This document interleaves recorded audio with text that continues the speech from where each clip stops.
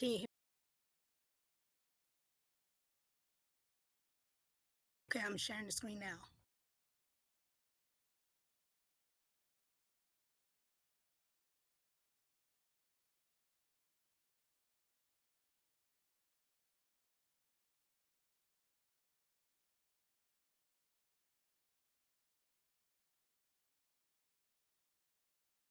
Um, well, basically, it's just like a adventure land that.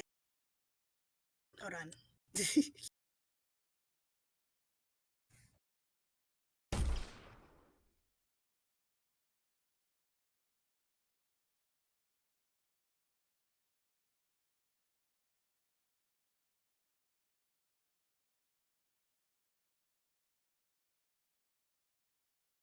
Let me go back.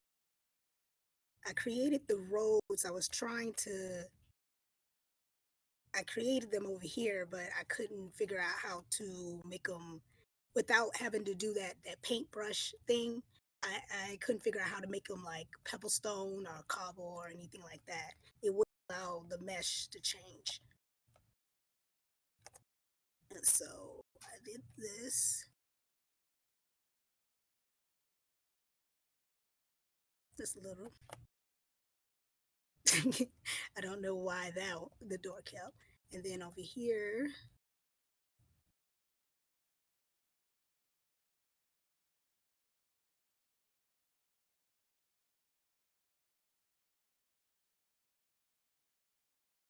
also, let's go back over here to the lake that I created.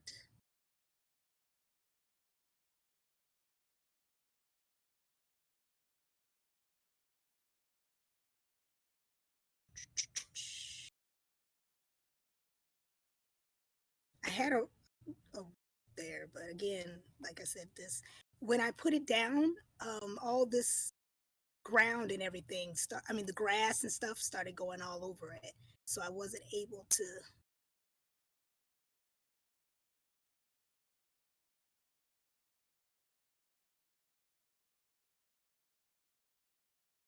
Here we go.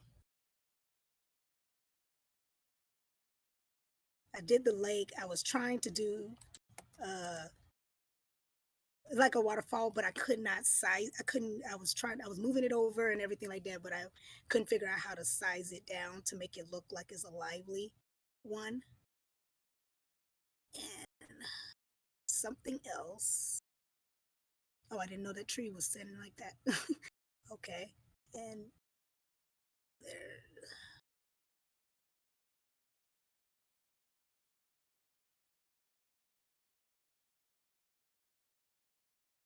Yeah, I think I like better the more design part than actually the coding. Like meaning putting the blueprints on. I like more just like plopping and letting it go. But obviously, I know the purpose of the blueprint is to make it, interact and do things.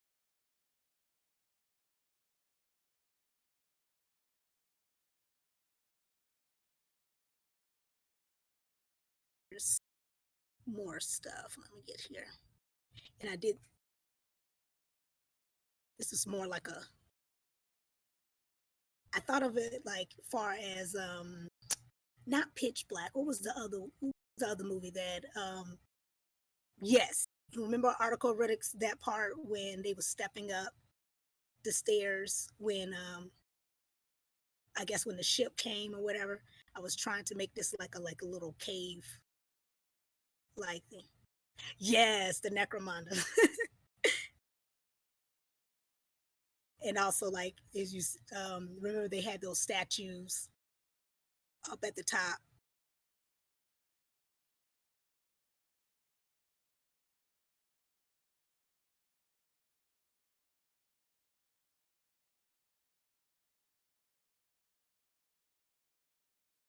Oh, really?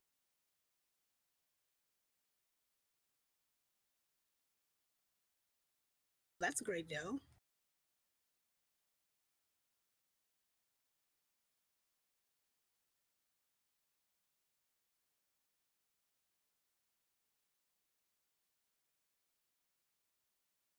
Oh,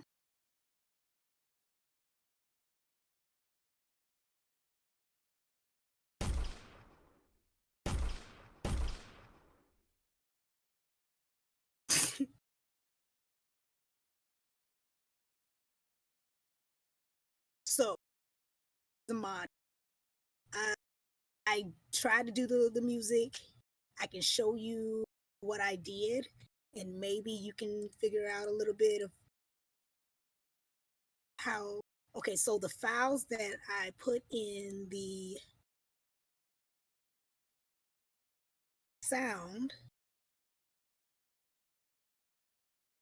was was the selected ones, the flipper music, the chip music, such and such, and I put them in the. I know you said something about doing the pre-cache, so I did the pre-cache, and I put that in there.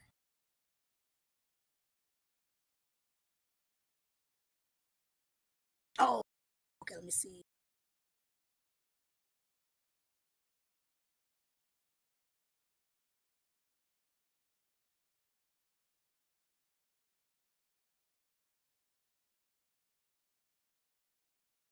Okay, do you see? Okay. All right. So I put the pre-cache, the ones that pull it up. Let me see if I can pull it. And actually, let me just do this.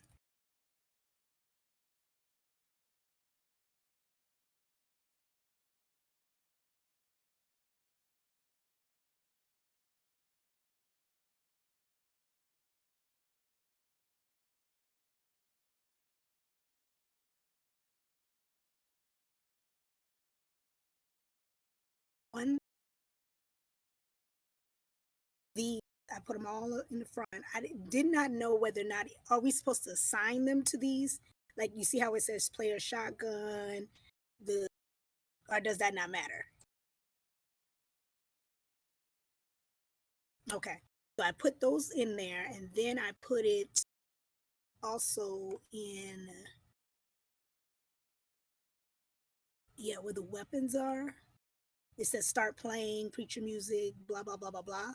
I thought I could cancel it out and just put that up there. I don't,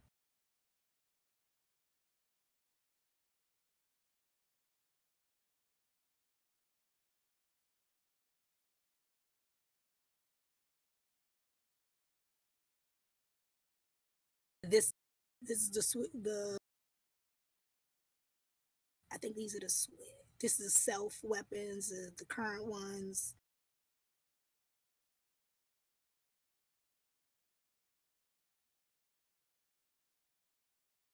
But the only thing about it is that when I do the single player, I only got one weapon and one axe. So I was trying to figure out which one of those weapons were it, so it could play it, so I could switch between it. But it wasn't successful. So you see that I have it all layered in there. So when I click, open it up,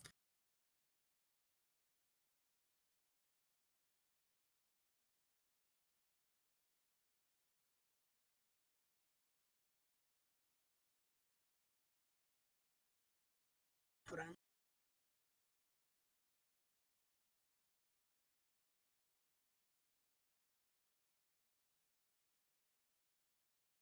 Yeah, I'm coming. I'm trying to.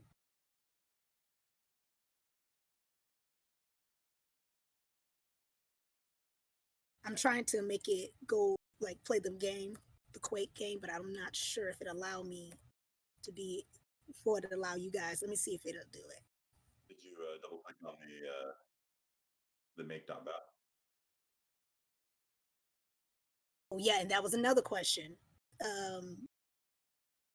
This is what I have. All I'm seeing right now is Discord. Okay, there you go.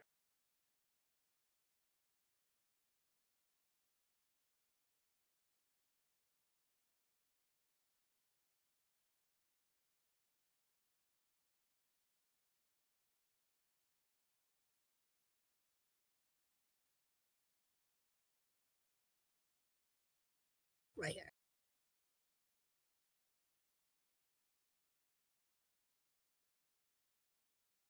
It says Windows protect your PC. The Microsoft Defender is up. It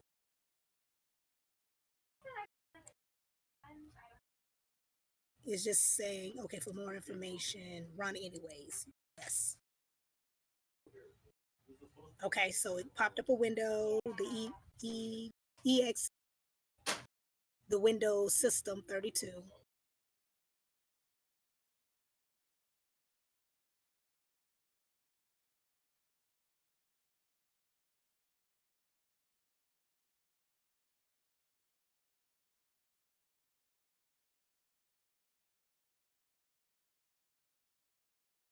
Maybe.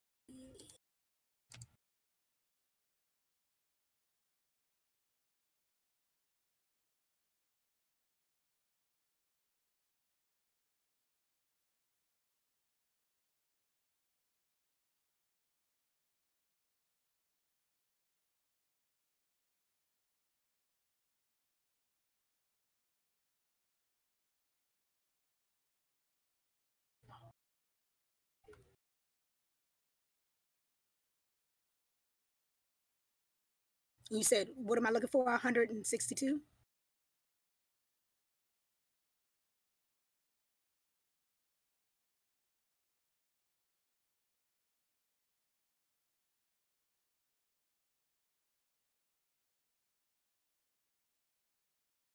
Oh, what was stopping it?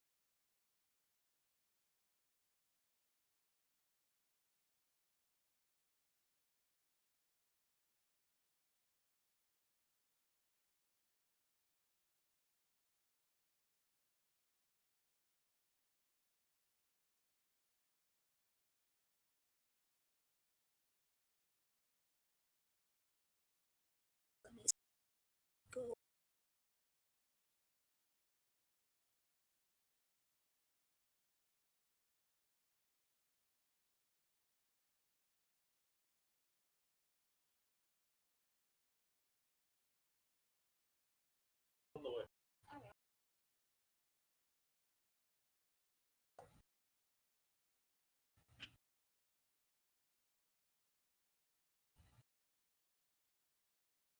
Discord window to Run the server. run the server first, then run the client, and it'll connect to the server. Okay, I got the server running.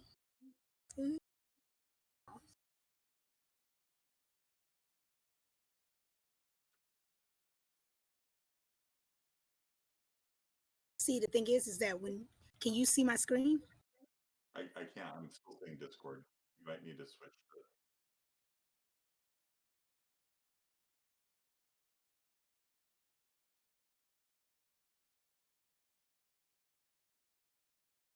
Yeah, change.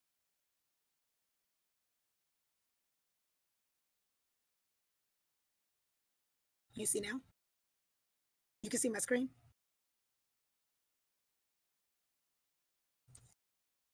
Oh, I'm so mad that you guys can't hear it.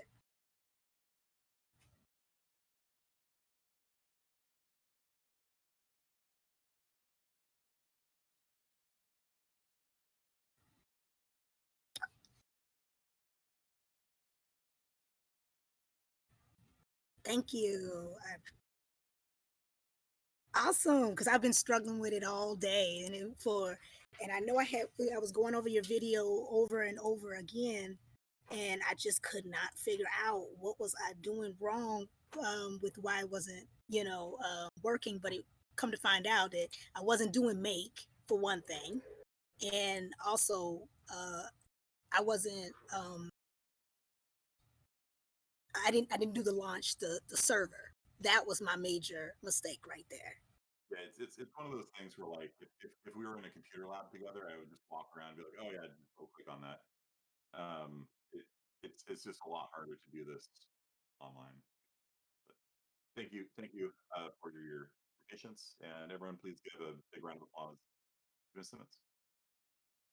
And somebody asked what music was it playing. It was playing TV theme music, Chips, the theme music to Chips, the theme music to the the Oopa Loopa song, the theme music to the Laverne and Shirley song, and then it was the theme music to uh, Flipper, Nice. old TV classics.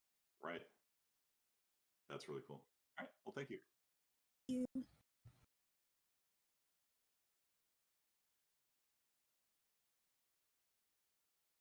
fun, thank you.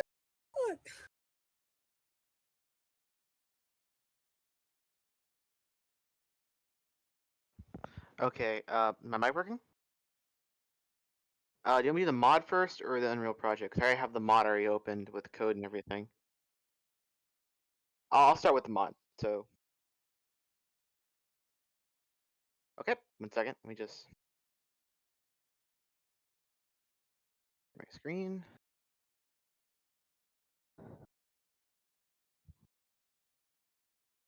Okay, checking. Do you see the Minecraft thing open?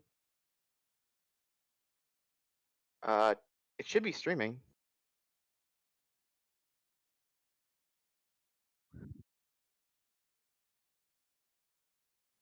So I made a little tutorial world to kind of get used to it.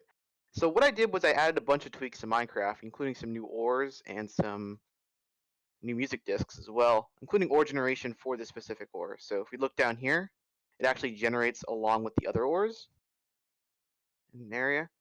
Took a lot of procedural code. And as well as we add new ores as well, which interact with the current enchantments with Minecraft. So you have Silk Touch, it actually gives you block.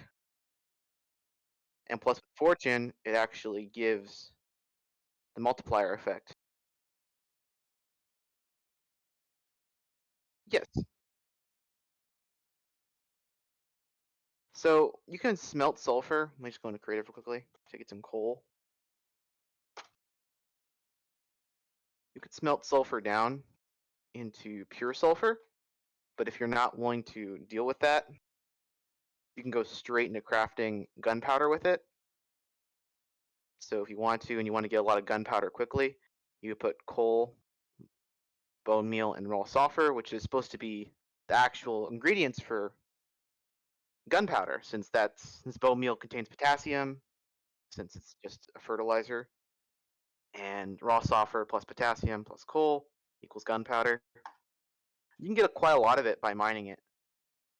Plus, you can get actual block versions of these items. So if you want to get decorations, stuff like that, you can get blocks of these. Which this is a whatchamacallit, a raw sulfur block, which has a weird gradient, plus a separate bottom and top texture. Yes, all these sprites I made myself. Plus, this is a pure sulfur block, which you can make by getting pure sulfur. Let me just see if my pure sulfur is done. Okay, it should work faster. You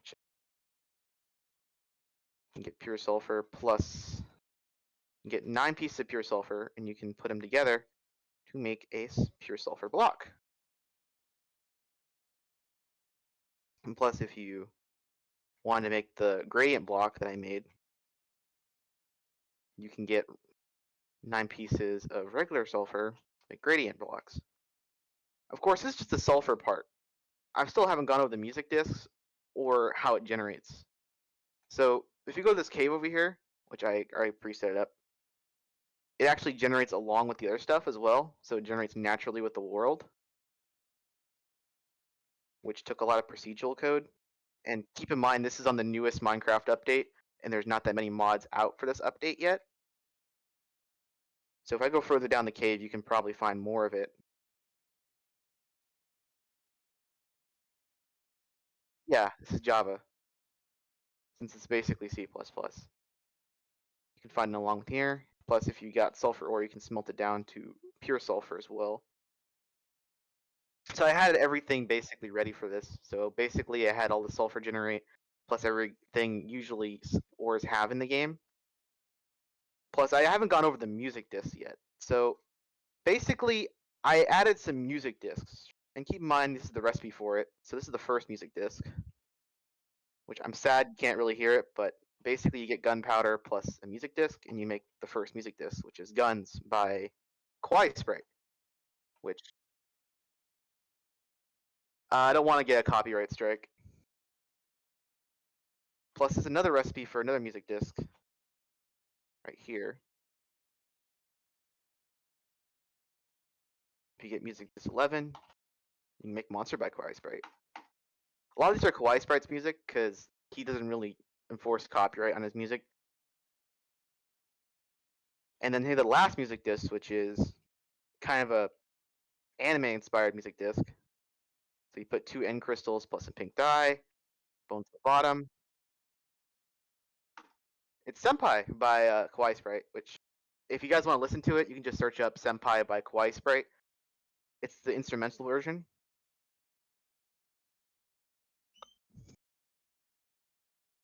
Plus, I added some new recipes for some stuff that's hard to get in the game, including enchanted golden apples, which this is the old recipe. I re-added it from the older versions of Minecraft, which if you get an apple, get enchanted golden apple. And plus, I added a new recipe for tridents because these are very hard to get in the game. So if I put this together, you'll be able to get a trident. Plus, I made sure to add all the inner block interactions with it. So if you put it in a blast furnace, it'll smell faster, stuff like that. So this is basically my mod. I spent a lot of time on this mod because it had to relearn a whole code base. So if I go dive into the source code for you guys, right here, you can see that I had to learn Java to do this. And basically, it's a lot of function chaining. For example, the main source file, you have to declare it kind of similar to how you do in Quake, where you have to register it to a registry. So what we're doing is declaring all the blocks here as like the blocks themselves. And plus with ore generation, you have to do a configured feature, which basically is just like a feature in the world that generates. And then on initialize, you register all the items, including the music, as well as the disks, items, block items. Plus you have to register the feature as well, kind of similar to how you do it with Doom. Plus certain blocks require you to have a class file. This one, for example, requires you to have a class file right here because it drops multiple items. And keep in mind, every block needs a loot table because you don't want to break it and not get the block back. So if I go to my loot table right here, this is for sulfur ore, which basically does most of the coding for Silk Touch and Fortune. Plus, if it's a regular block, you can just do this, which just does one roll and it just gives you the item back. And this one right here does the same thing. Plus, I had to add recipes, so which are quite easy to add, by the way. And lastly, I add the textures in. So this is block textures, including a top and bottom sprite for the sulfur block, plus the ore block, and the items as well, like the music discs. So it did take a lot of coding to do this. Plus, it's available right now in the general chat. If you want to download it, you can just put it in a Fabric launcher with the Fabric API, and it should work. That's what I'm doing. Doing to actually right now. I'm using an actual Minecraft client with Fabric installed. Yeah, I can put it up on CurseForge if I really want to.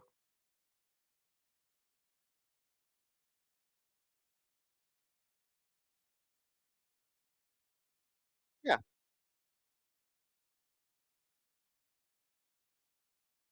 I really put a lot of effort into the mod since most of us had our own time to work on these things.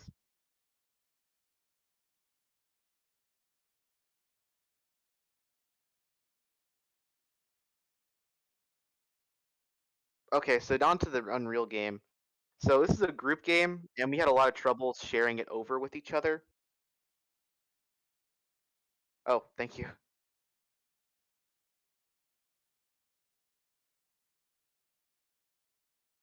But this is the Unreal project. So the only problem with the group project is that we couldn't share it over a lot, and a lot of us had other conflicts. So we did the best we really could. So the game is basically almost there. It's a port of one of my older games I made in HTML, which if I want to put up, I can put it up right here, which is one of my HTML games, which I made right over here. This is a 3D port of it. So this is the original game right here. I couldn't get all the source code over there, plus Unreal is much more different than, you know, the actual game itself. Like, this is the actual game. It's just a cube shooting other enemies for score, plus a dash mechanic. So what we did was we did this in Unreal. And what we did is kind of enough to show the proof of concept. So it's basically cubed 3, yeah, like Bill. And what we did was we ported over the actual game itself and tried to make it look like it would be in the 3D game. And plus, they added some new things, like because of Unreal's physics engine. We had physics to the character. The only thing we don't have in the demo is enemies, because we couldn't get the enemies to track onto the player. We've been trying all night at that, but it just couldn't. Keep in mind, all the health is there. Everything's there for damage. I know Dante did a really good job on the movement system. It actually kind of emulates how it works in the game.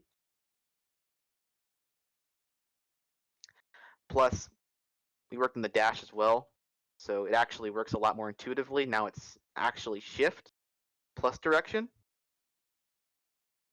which is much more smoother and easier to do than just pressing space, then using your arrow keys to direct it.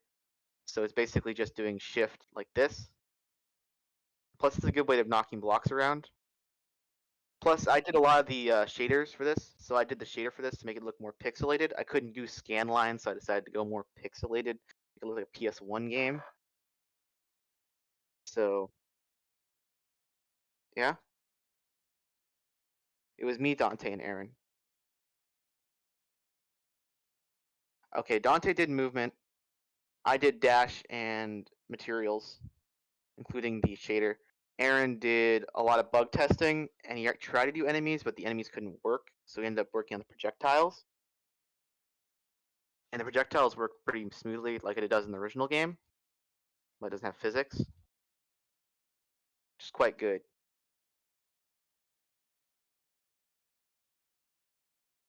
Thanks.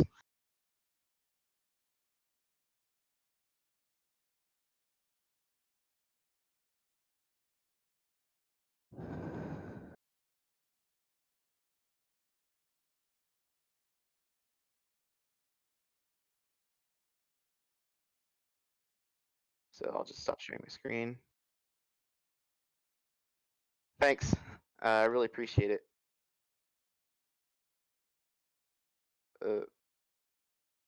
Thank you guys for listening to me babble.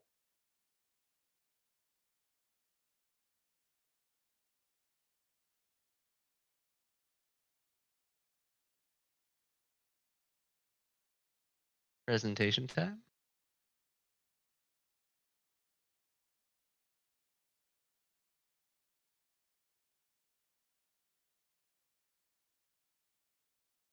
Alrighty. I'm gonna start with the mod. So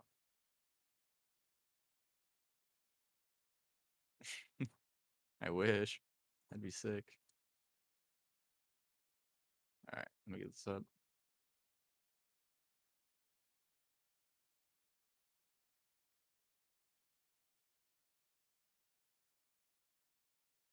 Is it not going?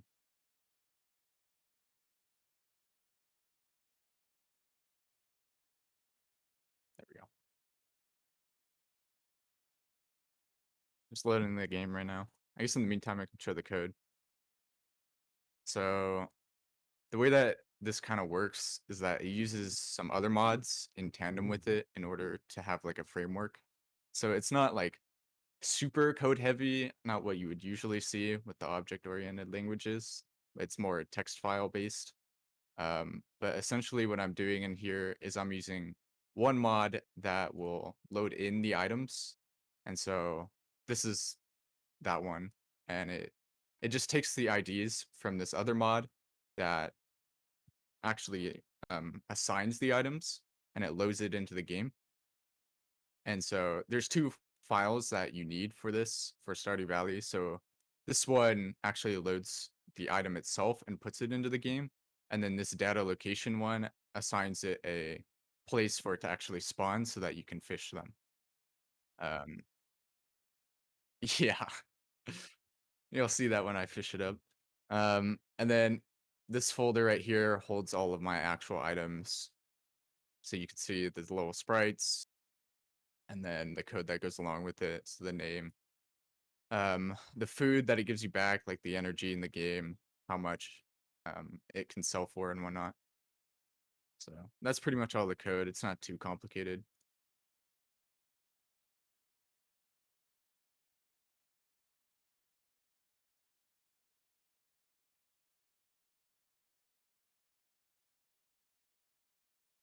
No, I didn't.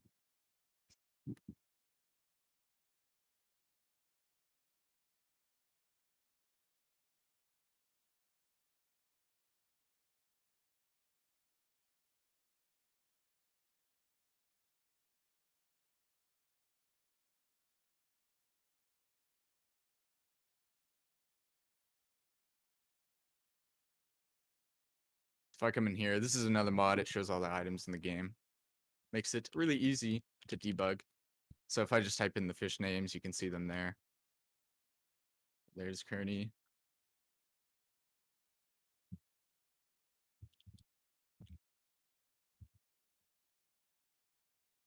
And then I can just quickly teleport myself over to the beach.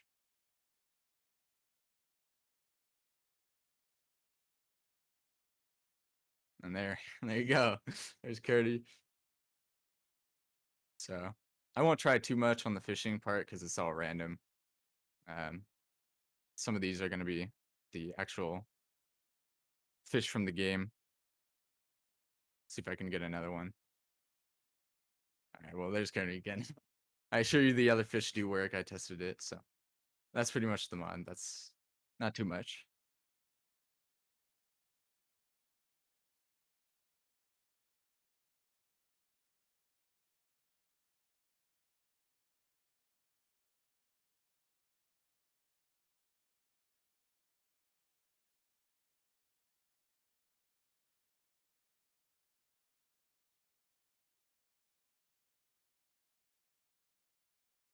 All right. So then here is my Unreal project, which I just tried to recreate Super Mario Bros. 1-1. There's no other levels. I couldn't even finish this one. It was actually a lot more than I expected to have to do. Yeah. I can the camera in the actual game is assigned so that when you move to the right, it moves the world border on the left and you can't go back. So it's not really focused on Mario as it is the actual level itself. Um, but I didn't really have time to fix that. So not all the blocks work. Like that one is supposed to spawn a mushroom. But I didn't want to have to go through the hassle of adding all the references to Big Mario and whatnot. Didn't really have enough time, so. This one will warp you, so you go here, collect all the coins. What's up? Oh, yeah. If I go back, I can probably do that. The Goombas also lag the game a little bit. They get stuck. Movement doesn't work super well, but it does work. There's actually a block right there, too. Let's see. It's right here. There it is.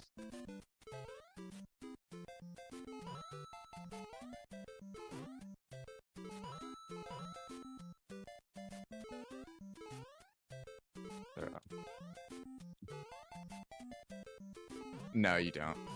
I don't. It did play the sound, right, for the warning sound. Yeah.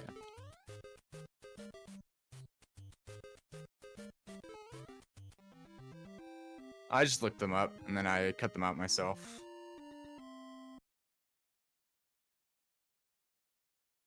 So.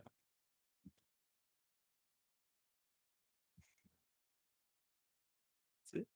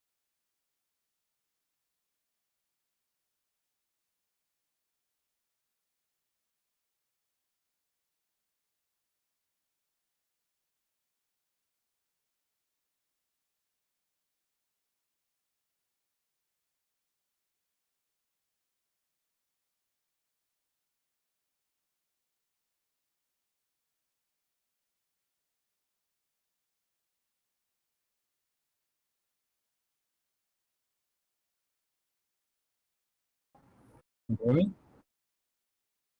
Okay.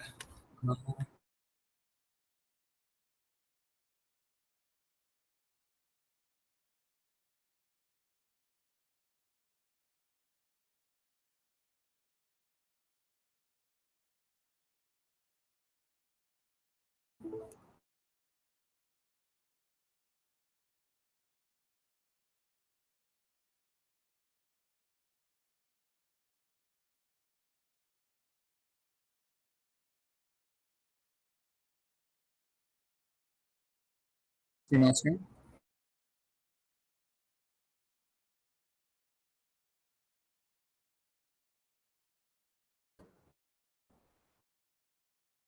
So what I made in my game was basically like I guess in a way like a tap and shoot.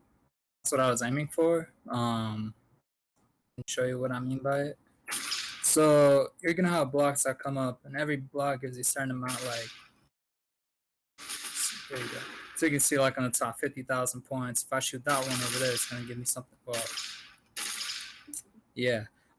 If I shoot this one, for example, okay. We go 300 points. If I shoot that one, yeah, and you have blocks going up, blocks going down, blocks going to the side, like the two I just shot right there. The stationary blocks, like that one right there. And they also have particles. So the ones that were cylinders, I gave them like leaf particle effects. This one was a smoke.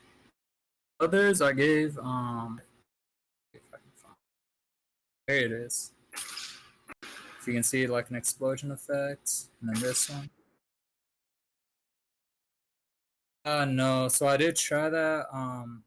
Well, that's low. If you want to see it, I did try to spawn it manually, but this wasn't working out. So let me see.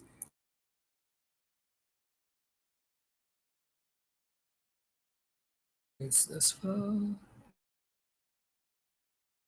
No, not this one.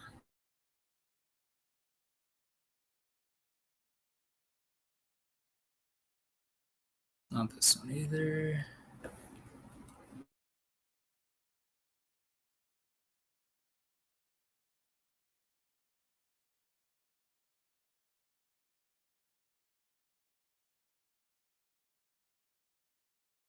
Well, I can't find it, but it's like similar to that mod, the mod but that game you showed us on week 4, day 1.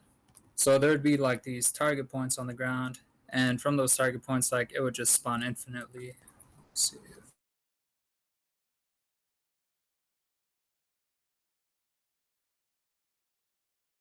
Yeah. So yeah, in this case, just keep moving back and forth.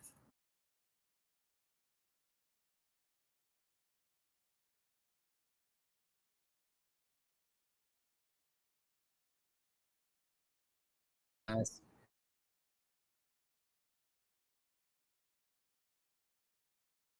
Yeah.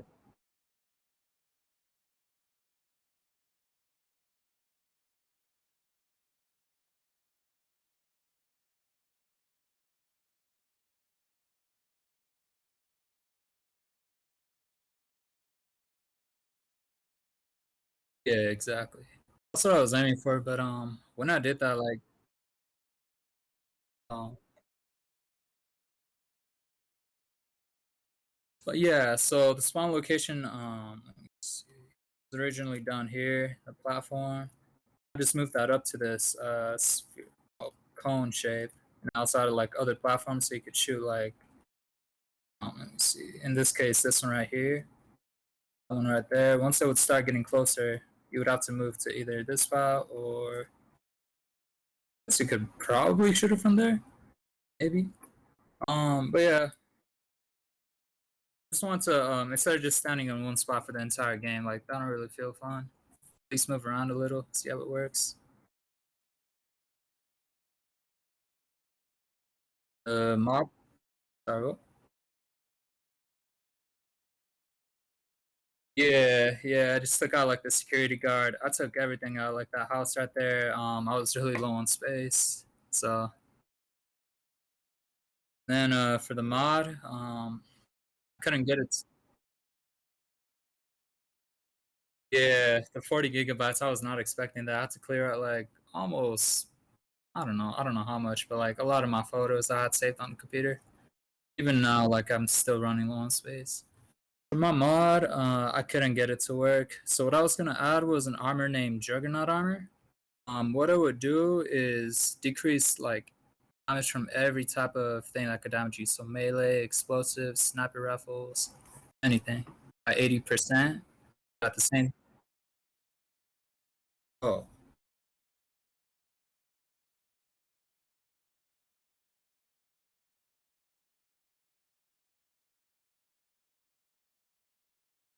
Can you see it now?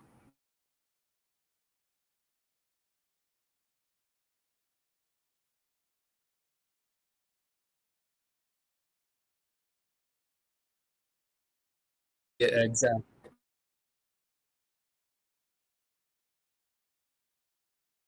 I couldn't. I couldn't when I compiled it as well. I did switch out like Kevlar. Let's see. So everything that had Kevlar in it, I just switched it with Juggernaut, but also commented out Kevlar. So right here. Let's see. Everything that, well, not that Kevlar, but like right here, it had Kevlar armor, STR Kevlar. I just changed it. I wanted to see if it could at least work, and let's see. I tried it. So on server,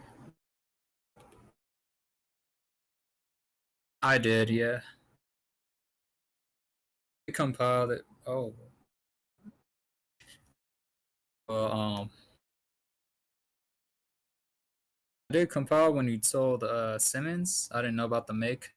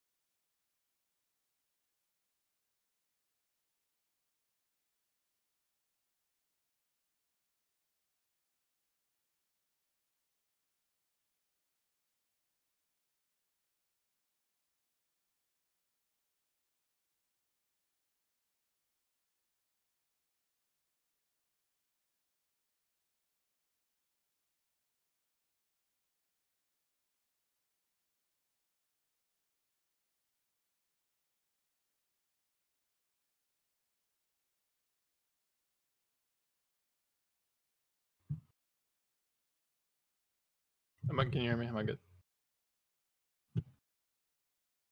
Alright, so I'm gonna start with the Minecraft mod. So I spent a while trying to get I started off with the fabric MDK, and then after that I did what's the other one? Forge. But both times I wasn't able to get what's it called? I don't know what was going wrong. Like I downloaded Eclipse for the other one, and none of it was working for some reason. And then when I tried the Forge mod in Unreal, or not Unreal, Visual Studio, it wouldn't work. But I found a mod creator, so I still got a mod made, and I made a texture for a sphere, and then I broke it, so now it's a smiley face. So here's my sphere that I promised. And with the extra slots, I couldn't. I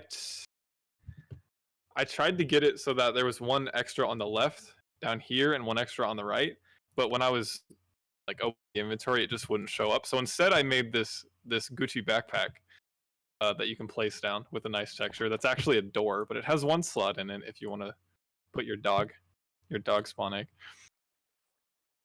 And then I made a trident with the thick sauce mod that I don't know how to get to. There's thick sauce enchantment, level 25. Very nice.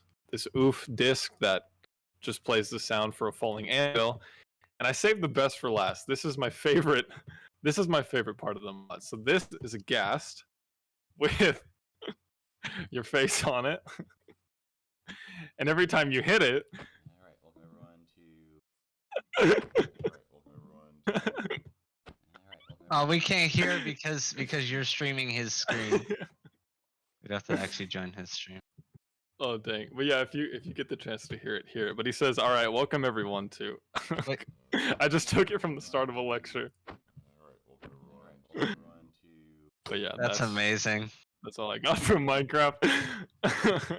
I kind of got bored, so I had a lot of fun with making. This was the last thing that I made, and like, just gets kind of. It's just fun. Okay, yeah, that's my Minecraft one. But yes, exactly. And I tried this morning to package up my Unreal project, but it was compiling like 7,000 shaders, and I didn't have enough time, so I'm just gonna keep it like this. But this is my top-down horror thing. It's dark on purpose. I'm streaming the other one, huh?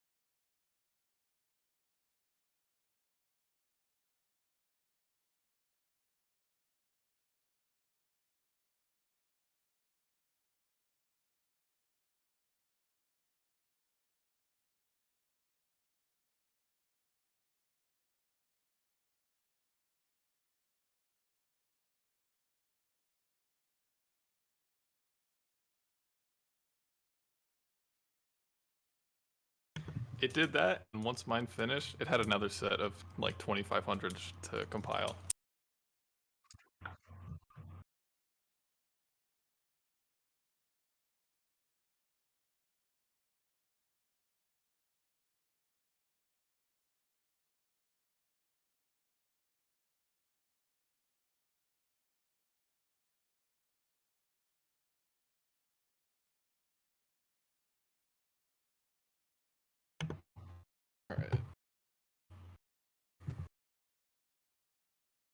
PC. Oh, okay. So it's intentionally dark, but I kind of made it too dark, so I added a light on both of the player character and the monster guy. And I was messing around with like spotlights and stuff, but they didn't reflect well enough, so I left it like this. But I want to make sure you can, because I'm sharing the game, so I hope you can hear. So I put some sound cues in it. Like when you start, it says that. Then you kind of just run around. And I had to mess with the top down because if you went back here, it would break. You would go out of it, so it wouldn't let you come back in. But it plays this eerie music. Got a nice objective screen in the top, so if I go over here, hit the hat, don't die. Well, thank you. And if he hits me, there we go. Yeah. So it draws a really short trace line if he's right next to you, so you kind of don't want him to catch you. And he'll yell a noise. I don't know where it's from. I just downloaded this pack and I got a Revenant in it, and he had a bunch of sound cues with him, so I added some sound cues. I just really like the objective. Like I that's know. I was trying to make it so you had to find the exit, but I couldn't make an exit. So I added like there's a little wheelbarrow. And here's how you win the game, which is very apparent by the gameplay if you haven't noticed. So don't die. Okay. Where is it? Oh, there it is. Wait, no, it's not. I lost how to win the game.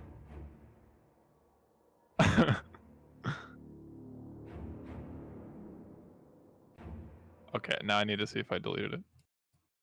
I don't remember deleting it. Maybe if I had more lighting, this would make more sense. Oh, it's gone. Okay, never mind then. I don't know what happened there. I had a giant cube down here that if you stepped over it, it would rise up and you would be on top of it. So it would say you win, but the Revenant can never get you. But it's gone. So I don't know. I don't know what happened to that, but that was the idea.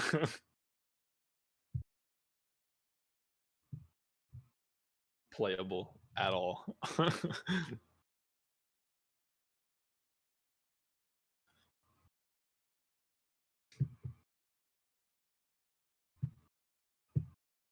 Yes.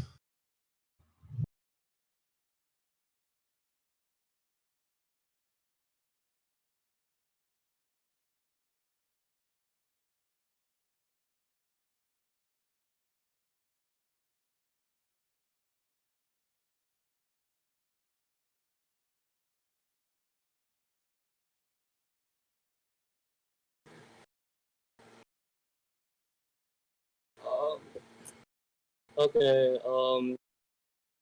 just give me a second. I have to transition to my Windows. Real quick. I'm on.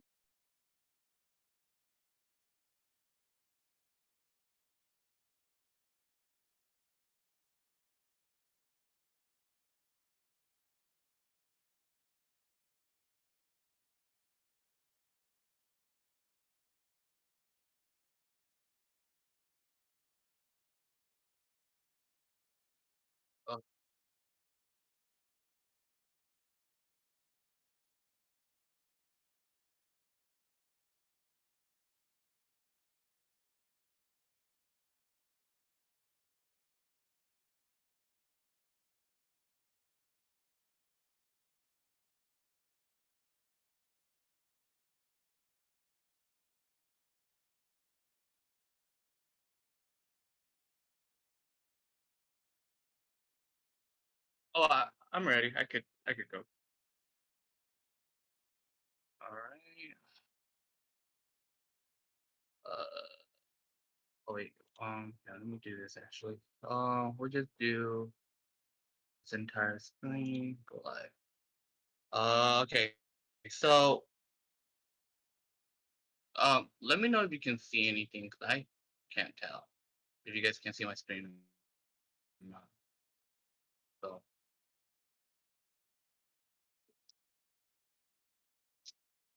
can you guys see? Can you guys see my screen? yeah. This is already the best project. Like the vault of glass at the bottom. Alright. So let's see. Okay, so can you guys see my screen? Because I'm not sure if it's actually showing on my end. Okay, let me know. Let me know if you guys can see the game. Because can you Yeah, guys see can see it. the? Oh, yeah. Okay, cool. Yeah. So this. So the reason why I'm all happy about this is because me and Alexander have been trying to figure this out on trying to show the game, and it would not show on Discord. So I'm glad this worked. To give a little bit of background, let me load the game first. Before anything.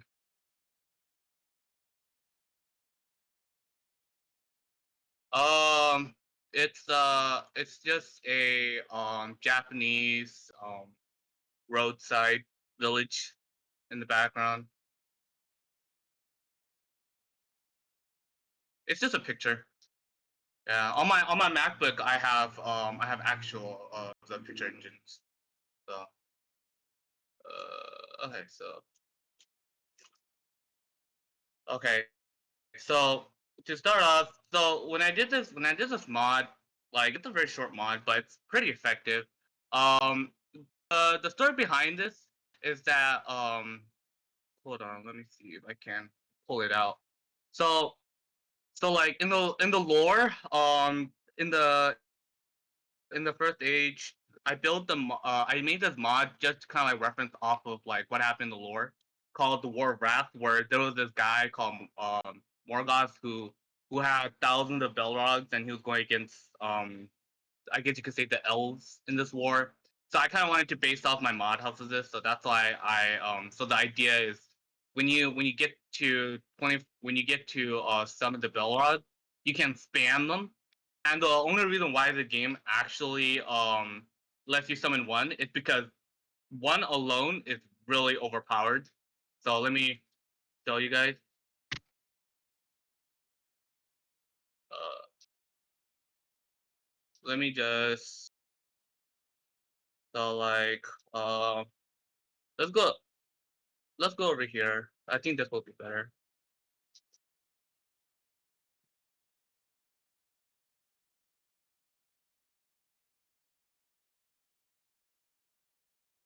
Let me know if you guys can see it. By the way.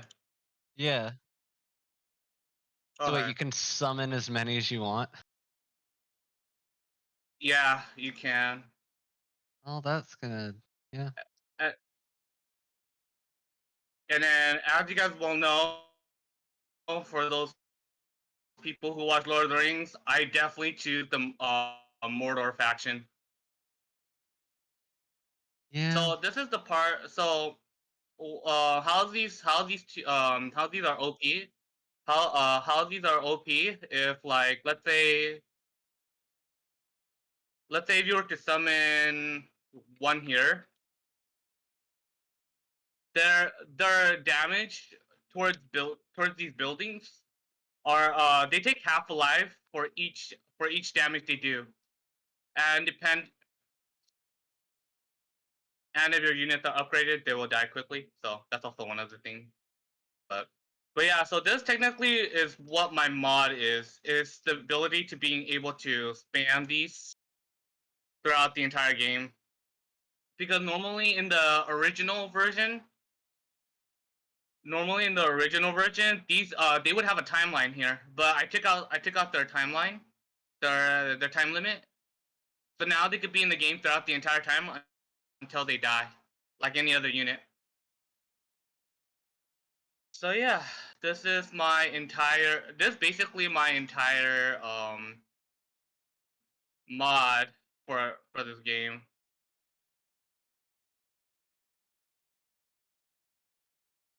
Yeah.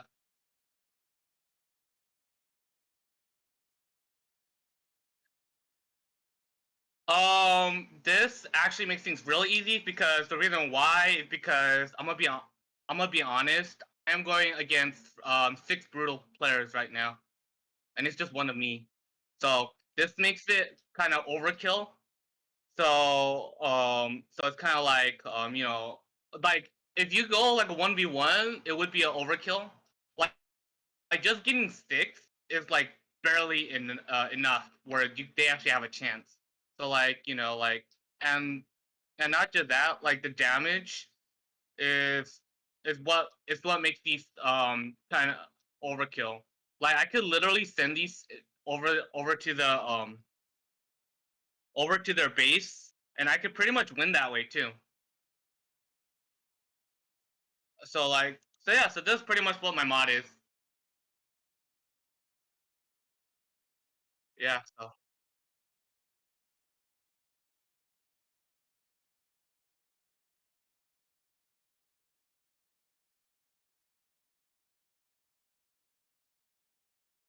yeah. Granted, didn't Thanks deserve a clap. everyone. Thanks everyone. I really enjoyed this mod. I think with this mod I might be able to cheat on multiplayer. I'm gonna be honest. Because I don't know if multiplayer counts this as cheating. Because I did it. This is not like an actual mod. All I did was I actually just kind of like edit the game and added some modifications to it. So I could do it that way, or I could actually add my own mods. But I don't know if this actually count. And if it does, then I have a way to cheat my way into the game. So yeah, yeah.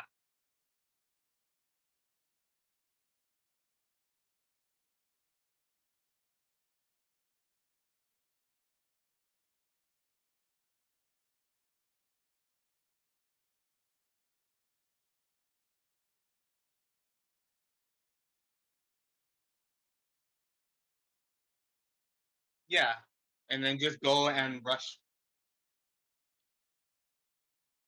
Yeah. Mm-hmm. Yeah, pretty much.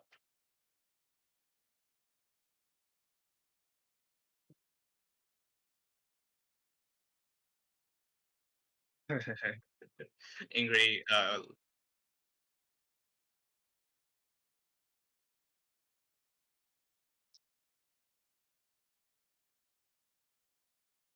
Oh man, seems fun.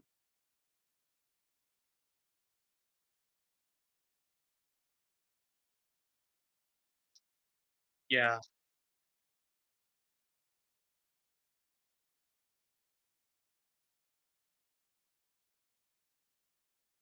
Isn't there a security issue with peer to peer as well? Like a huge. Yeah. COD still Like I uses think. peer to peer too, even in public games. Kind of depressing. I think. Yeah. I think I would probably use an SSH tunneling to kind of like prevent from hacking issues or any networking security issues rather than peer to peer.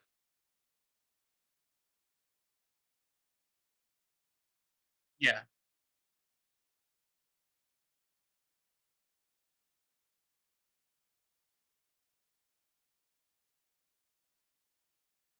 Huh?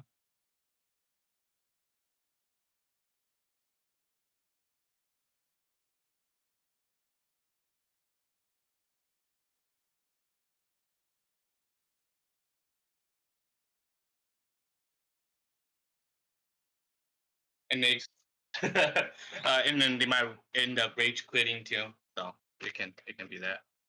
So yeah.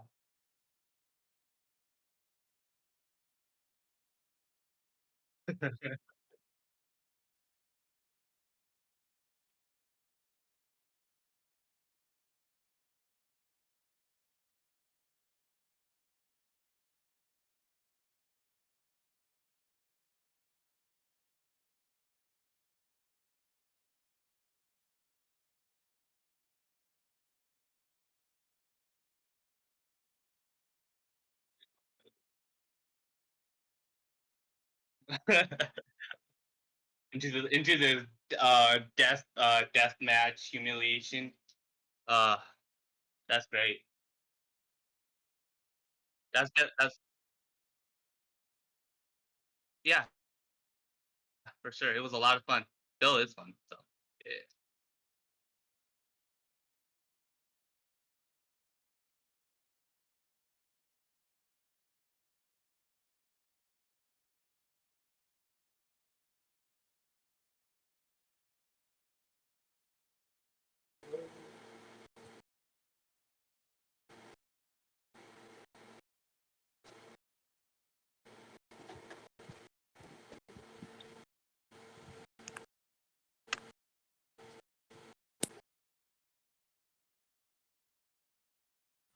Can you hear me? Alright, so let me start streaming.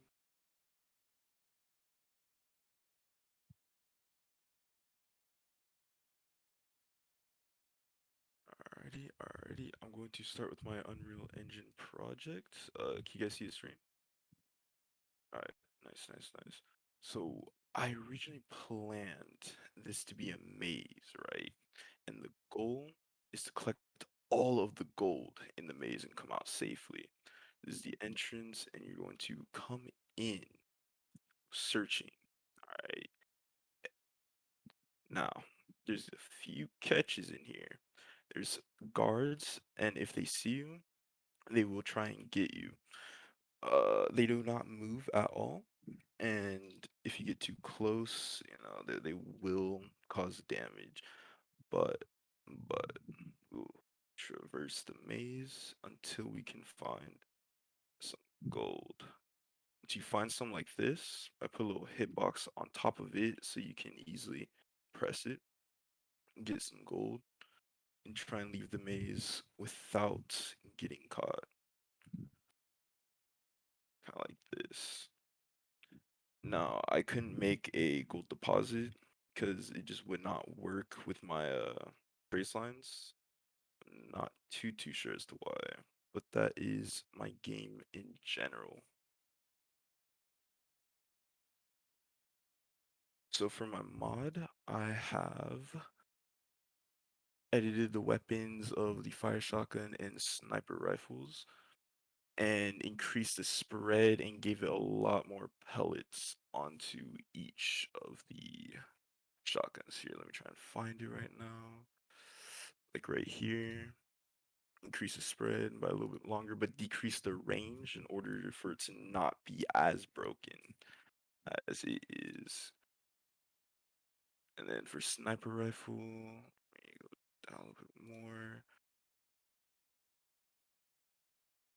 Kept the range the same mostly.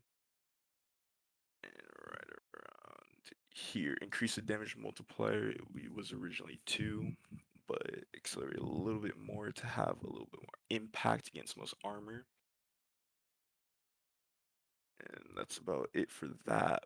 But I cannot really get it to run because my make.bat file is not responding. Keeps telling me that CPPRE key QCCs. Frustrated. Alright. Source code.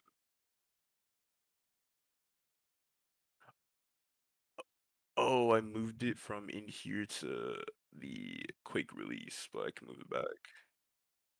Alright.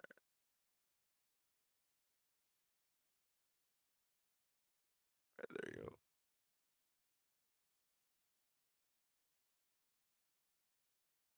There we go. Okay. Good.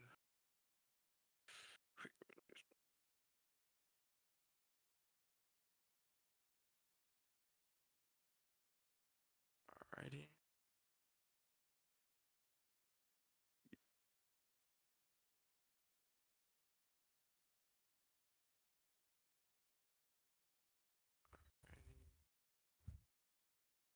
There we go.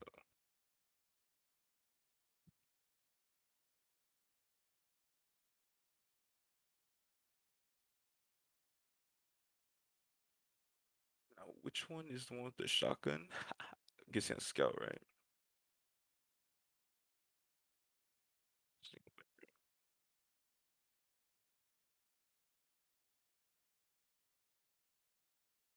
Alrighty. Scout. 2. Alright, there we go.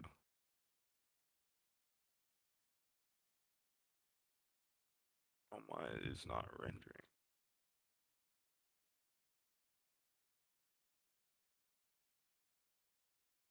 No, there we go. So that is for that. And then, yes.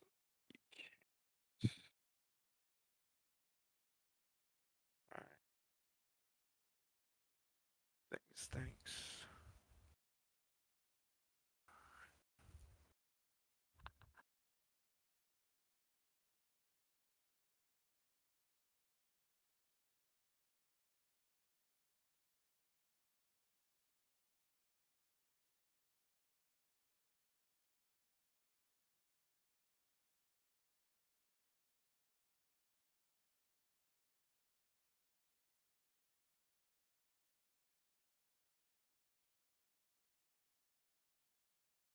Oh, I'm unmuted already. Hello. So, yeah. So for my mod, if only I knew which one will, which kind of streaming will allow you to hear the game. Um, I wish I could because the music's really good in this game, but I modded a game that's not that very well known and that I find a lot of fun, called Songs of Six. The six, I don't know how to pronounce the last word, but I was to let me just launch the game. We're gonna launch the game in dev mode because that'll allow me to cheat and actually show you how the mod works. Um, can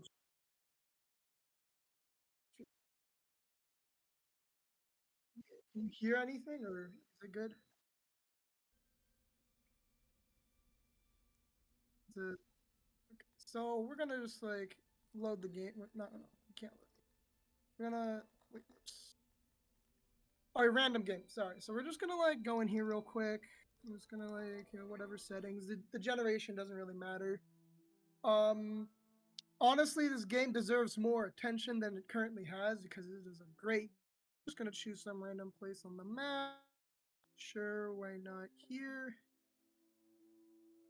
I think it's launched in dev mode, right? If it is, I'll be just a little bit. So basically, what I added. Yeah, I can cheat. So these little developable tools let me just spawn things in so I can show you what I did. But basically, what I did is I made in the text file extra job rooms that allow you to basically turn some rooms into others because I mean as you can tell in this desert map there's not a lot of these really hard to farm depending where you are, so like I started all the way up here for whatever reason. That was kind of dumb, but like yeah, like there's not a lot of like iron, there's some gems here, a lot of clay here for whatever reason, not really like iron or ore. So what I did is gave the player the ability to kind of like magic. If you ever seen Full Metal Alchemist, kind of like that, to kind of transmute some items into others. We go into here into the refiners. We have the meat transmutator, which turns vegetables and fruit into meat for whatever reason. We have it so stone and coal turns into ore. Wood, for whatever reason, cotton and vegetables turn into wood.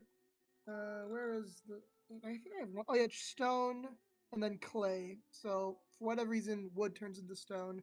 Some of these, like I couldn't really think of what resource should turn into stone, so I just kind of been like whatever. And then the clay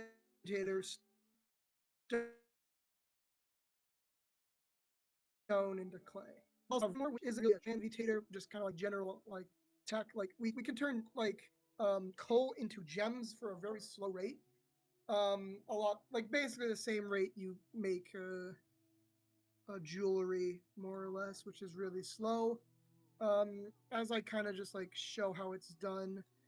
We'll just make a warehouse real quick. What? Oh yeah, I can do that. There's a way to cheat to just instantly build it if you're in dev mode. Let's do 4. So basically, I even mod this. The resources it takes to build this aren't usually like this. Usually it's stone, furniture, and iron. But because this is kind of like a hard to make, like it's supposed to be a little difficult to make, I made it so you have to take a lot of metal to make. It's a lot of furniture, and if you want the auxiliary to add efficiency to the room, you have to pay in gems because magic, whatever. So like it's gonna like if you want a lot of people working here, you're gonna need a lot of stuff. So You just like if I just was just placing stuff, and I have to make the room big, so it takes a lot of resources. Originally, right now it's not. So if I just go into finish room, bam, it's done. I'm cheating. This would take a while to do, but I'm just cheating to show how it's done. I, what? No, this takes a long time. You don't get it. This takes like if you were to actually like sit down and be like, let's see if this works the correct way, it'll be like 5 hours before you get something like this. But yeah, so spawn human spawn. I can spawn a few humans. Spawn that. And so yeah, this will eventually start being done. You need like stone and ore. So if I spawn in stone and ore, we will eventually. Well, there's like one more building I have to make, probably like stone. What? Yeah, probably this. Because it works. I've tried it several times. It works perfectly.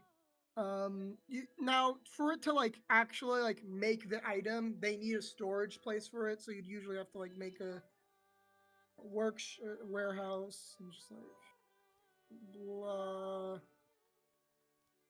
I love playing this game. But yeah, it works. If you want me to fully show you if it works, I can, but it's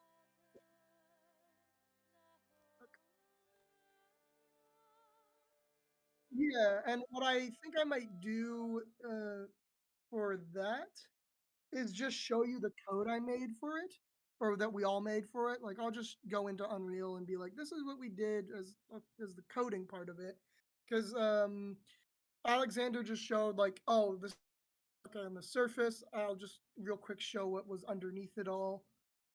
Uh, yeah, I will. I just don't have it open yet.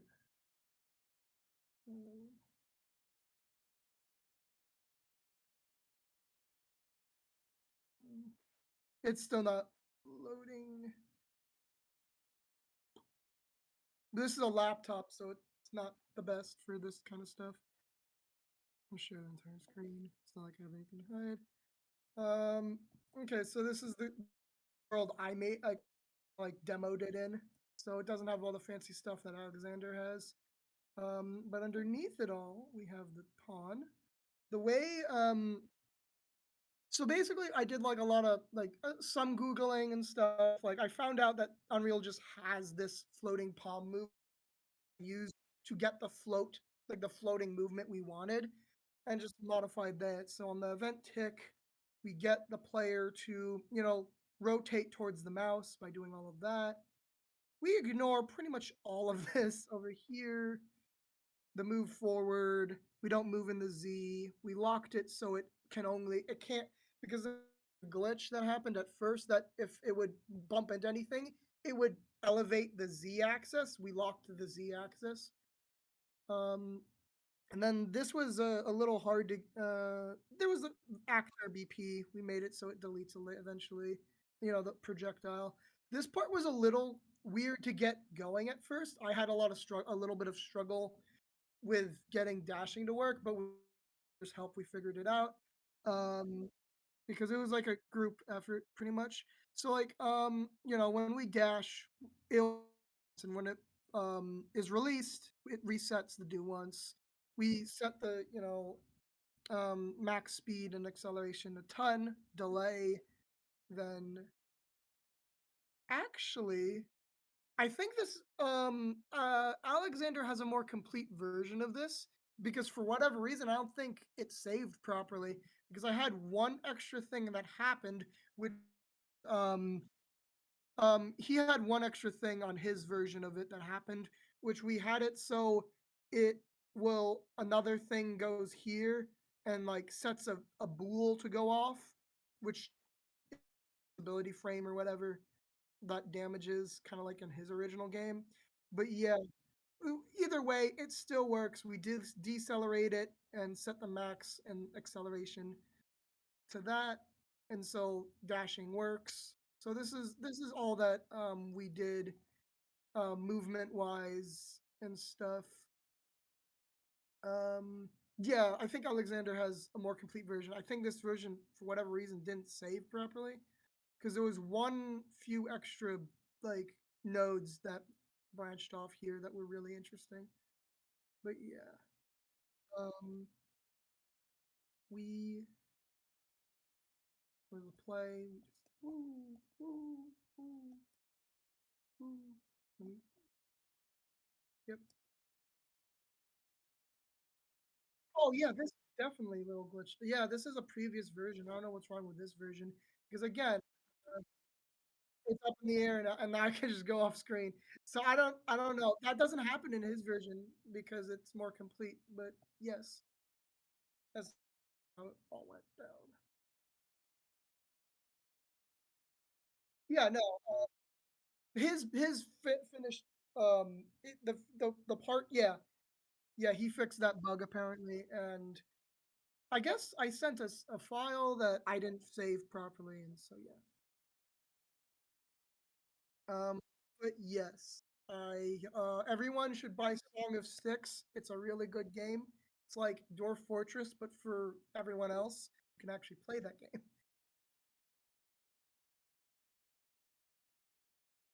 Anyway, thank you for my help. Fair enough. Yeah. Yay. Yeah, I will say mute myself or something.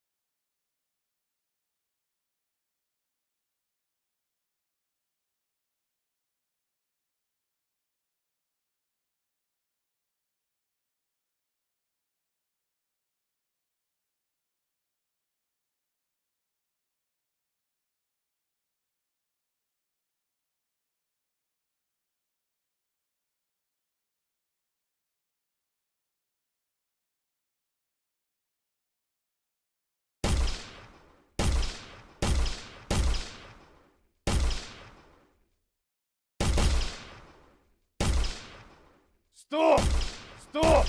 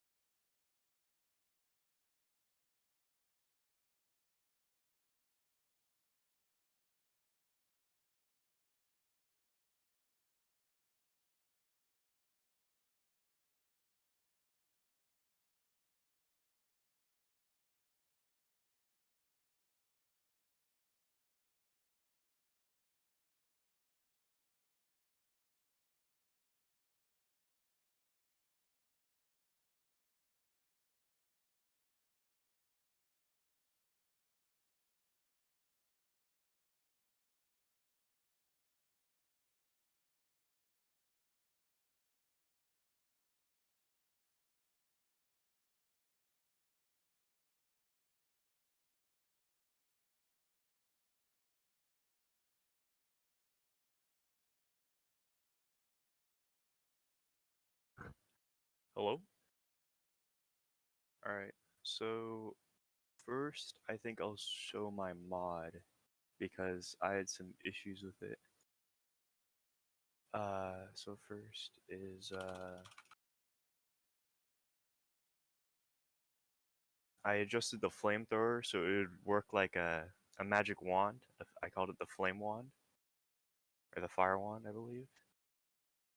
And I was going to make it so basically anything where it says you selected it or you died by it, it'll be changed to the fire wand or magic killed you. And oh, I need a oh yeah, it's right here. So I need to go to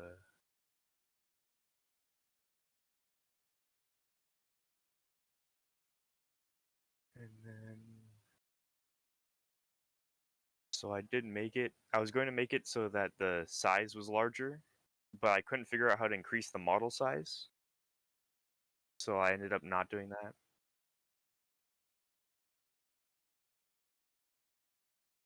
It is?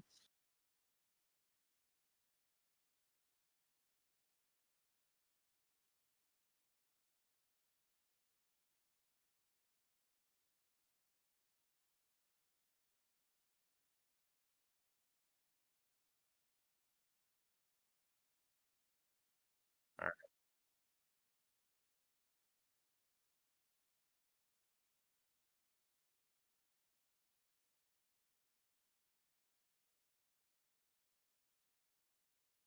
Yeah.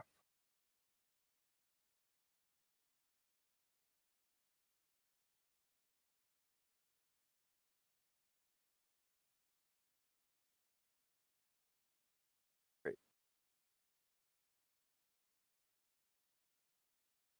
Well, it did increase the hitbox size, I believe. So yeah, so I just ended up scrapping it. Yeah, that's why. And then the ice wand. There was another. I changed everything so that was I used the trank gun. Hold on, let me see if I. Yeah, and then for the speed, I couldn't get the speed to change. They did call the set speed for the trank gun, but it called other. Like it would do something like this. Yeah, here we are. So this is the slowed them down, I guess. Uh,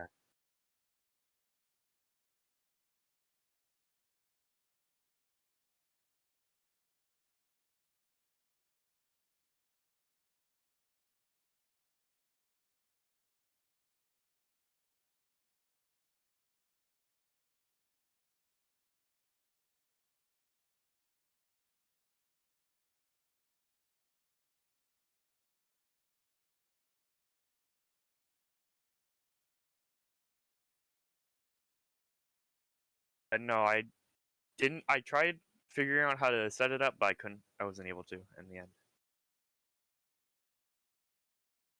But so I never got to actually test on other people. But I do know that. What?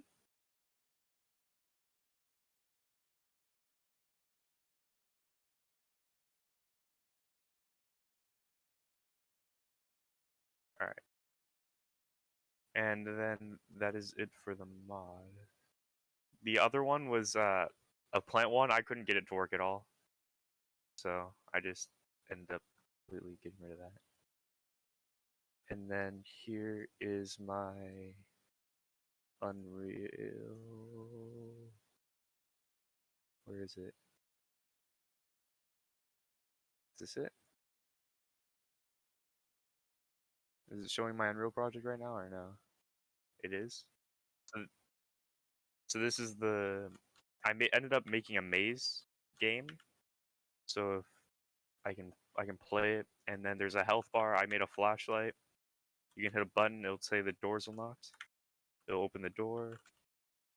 So the button there, and then there's like multiple doors and multiple buttons. There's an enemy around here. I did have him walk at one point. I had to put this box here because he could also see behind them at one point. So I had to make it so if the player's in the box and is when a certain field of view. And also, I made it so instead of flicking on the player, he turns, but it kind of bugged out a little bit. And I ended up having a track, but I also deleted the track because I didn't know if that was considered cheating or not because I looked up a video on it. And then, right,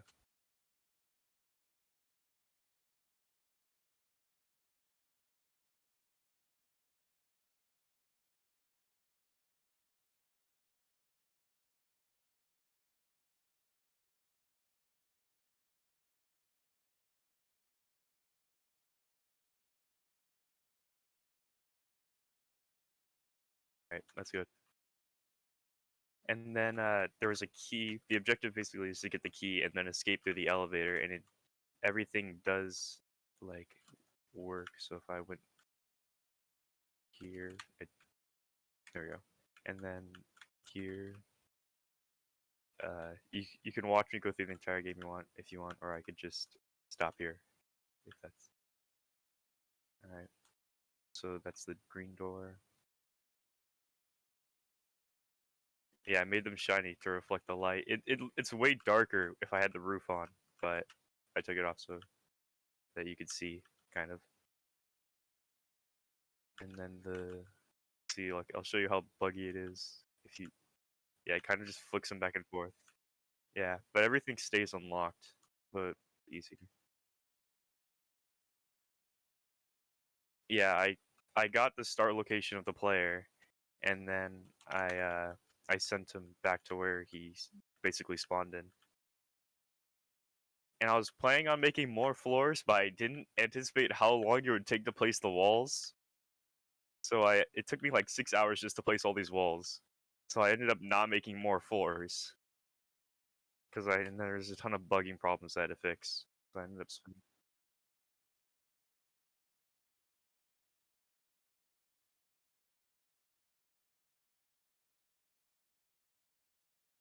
Yeah.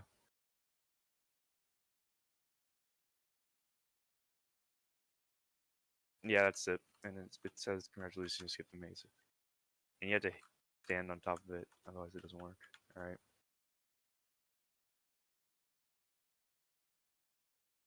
Oh, yeah. That was a big issue I had. I was gonna ask you, but I ended up not asking you. I figured out that you could link it. You can call it straight to the player, and then oop, yeah. So I ran it through the player instead.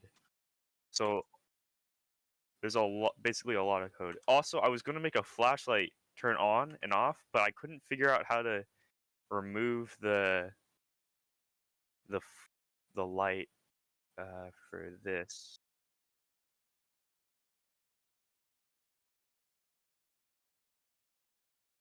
All right.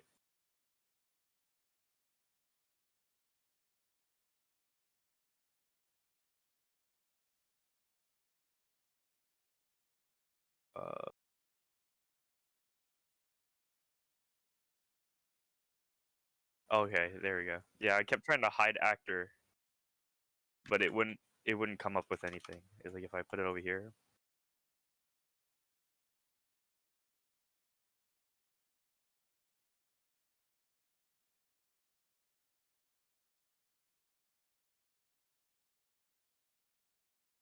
Yeah.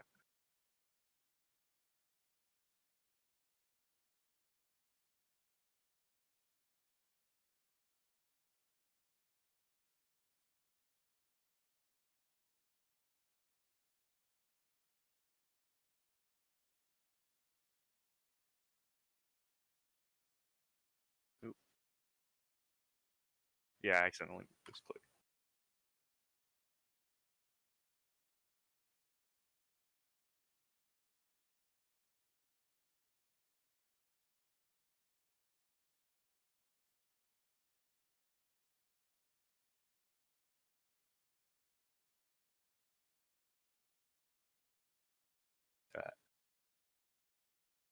Actor. Oh, I went up here. Hold on. You want me to do this? Yeah.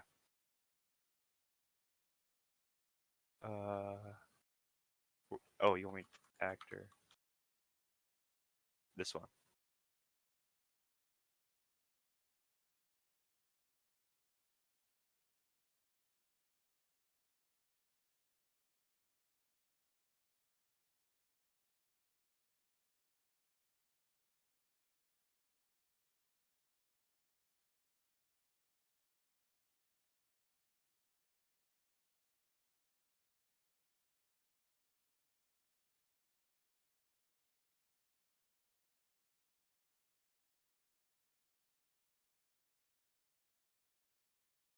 Yeah.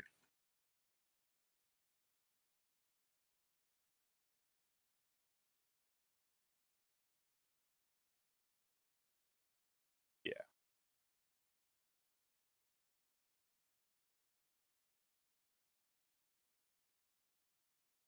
Yeah.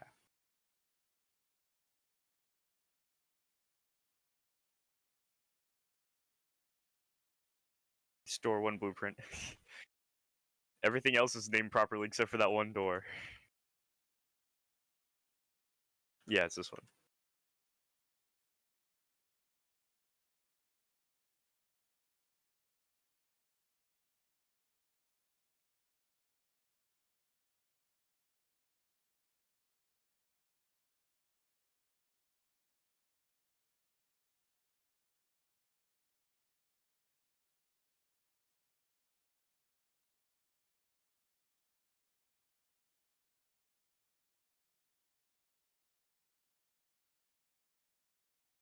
Yeah, here.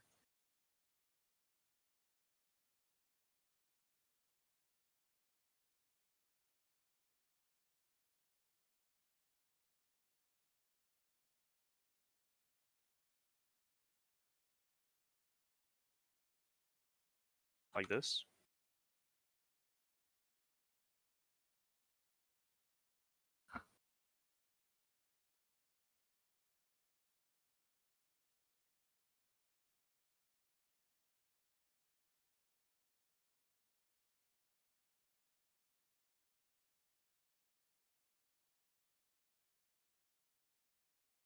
Yeah.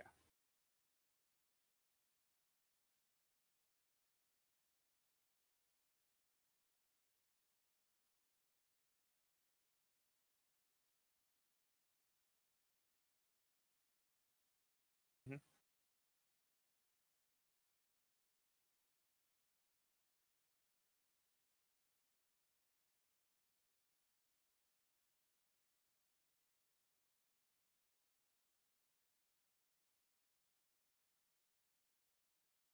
Yeah, I was going to cast the door, but I couldn't figure out how to cast the door because I couldn't figure out how to get the object.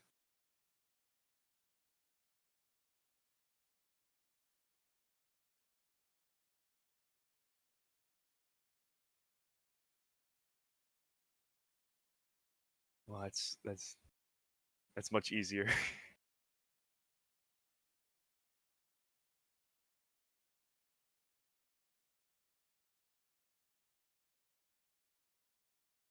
Oh, yeah, I forgot to call that it this.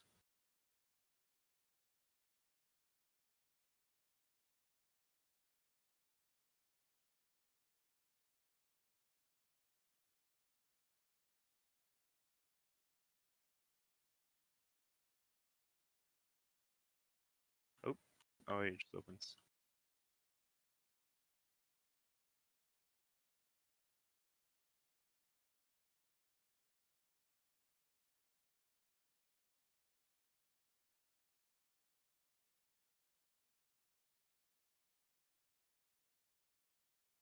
All right. Wait, did you say click on the door and click on the arrow?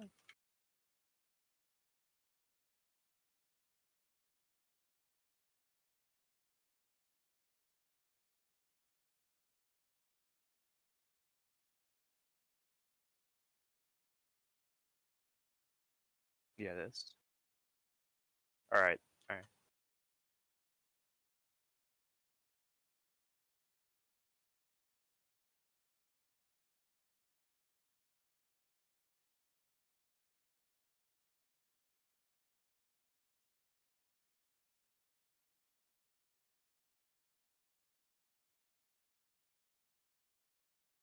Yeah, it's much easier than casting through the player and having 2 million. Yeah.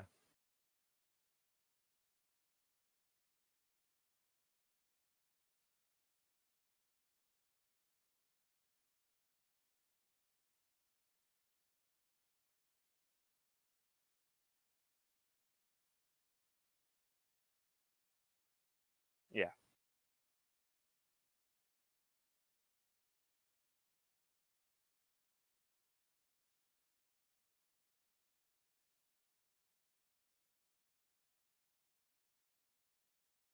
Thank you.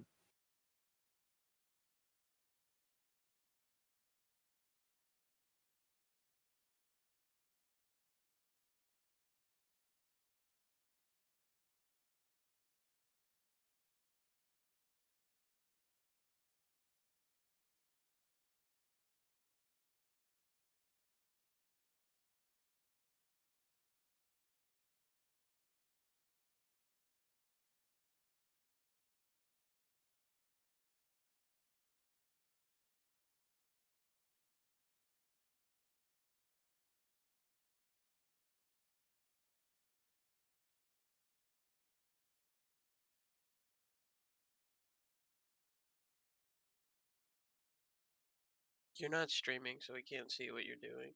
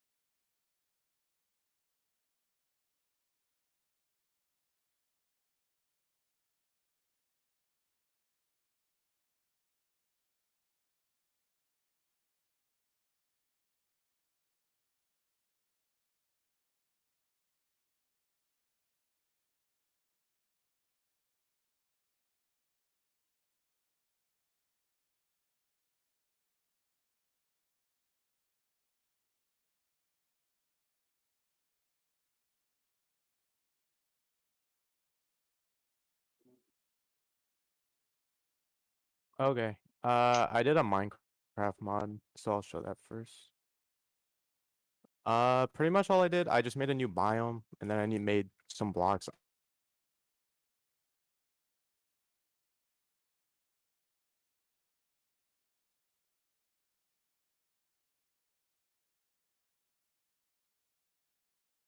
What just happened? It's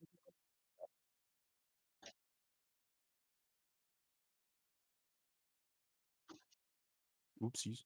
Okay. Yeah, I think my Discord just. Yeah. We back. Okay. But yeah, I upped the generation of the biome or of the biome just so we could see it.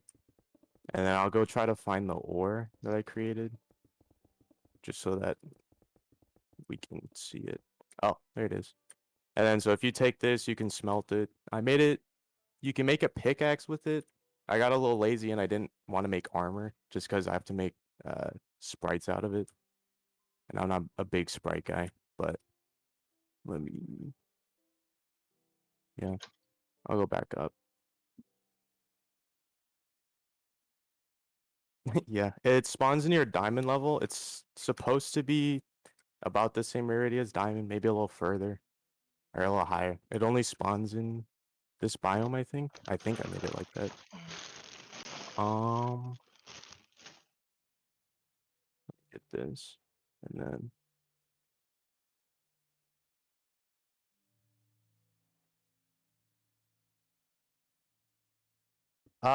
not too much actually, but it was I was originally gonna make a mod for like auto replanting like seeds on a farm because that bothered me a little bit when you're talking about like solving a problem, but then I realized that was kind of hard.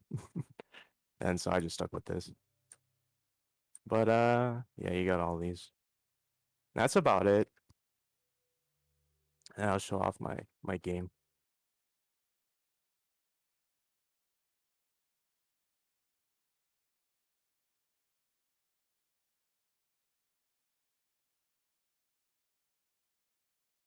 Yeah.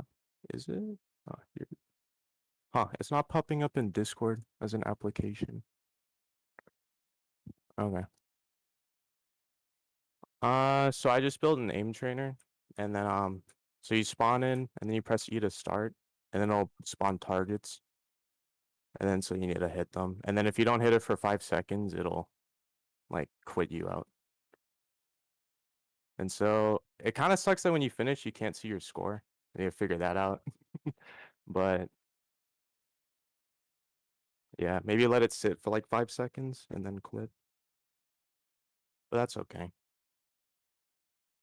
Mm-hmm.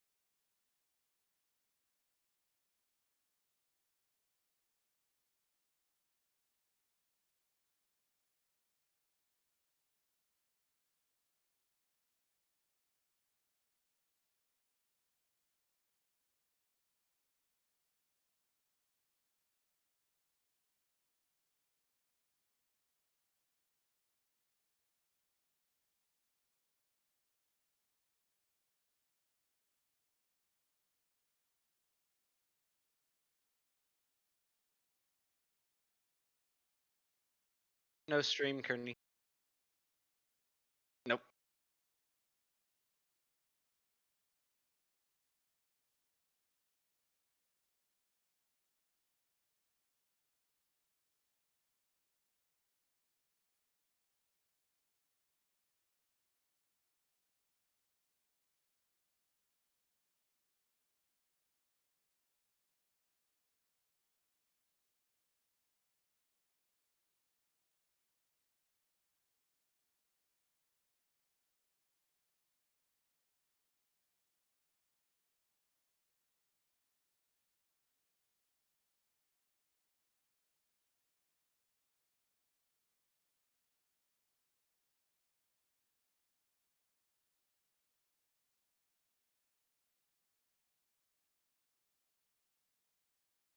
Yeah, can you hear me?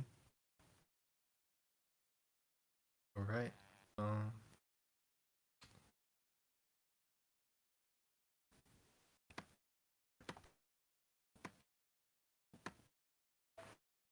Can you see my screen? All right. Now, this is my very crude game.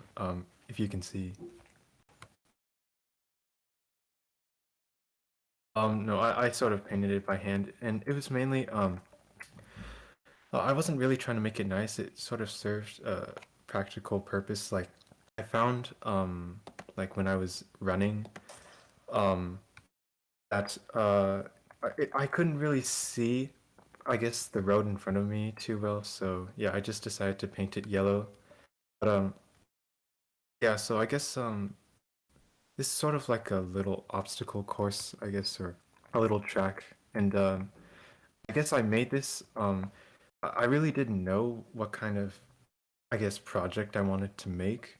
So I just knew that I wanted to add like a button so you can sprint.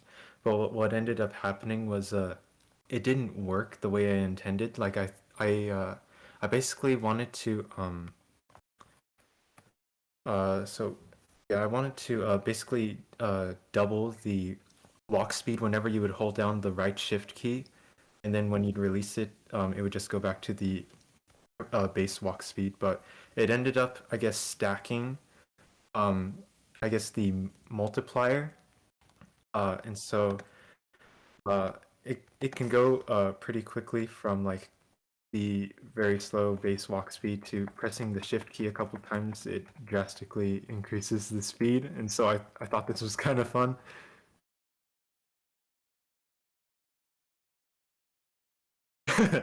Yeah, basically, and yeah, basically, if you fall off, that's the end of the game. Yeah, it isn't much, but yeah, I don't know. I tried to make it somewhat interesting.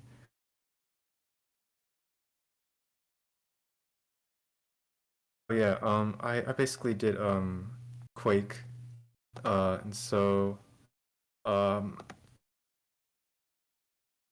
so what I did was for one of them, I just basically changed some of the values, but I thought this one was kind of interesting. I changed basically the ammo cost right here for the rocket launcher. Instead of being 1, I changed it to basically whatever, like how much ammo you have on the moment. Um, yeah. So, what else? Oh, I'm sorry. Oh yes, yes, I have. And then I also changed for the hover boots. I guess you can sort of jump when you have the hover boots, and so I changed the value from 100 to 1000.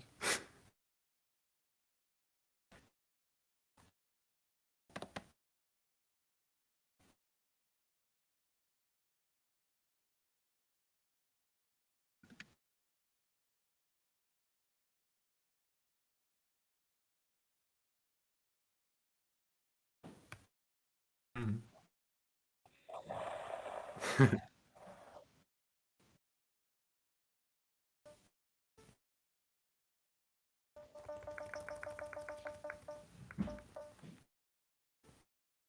Oh yeah, and then I changed the base amount of money you're given to a small loan of $1 million. So yeah.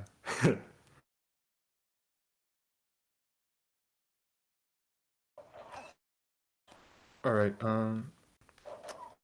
So I want to do it in like the front open area.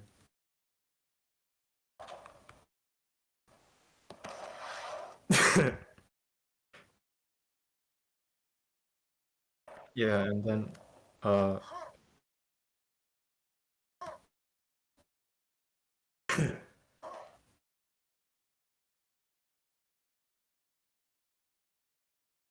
oh, okay.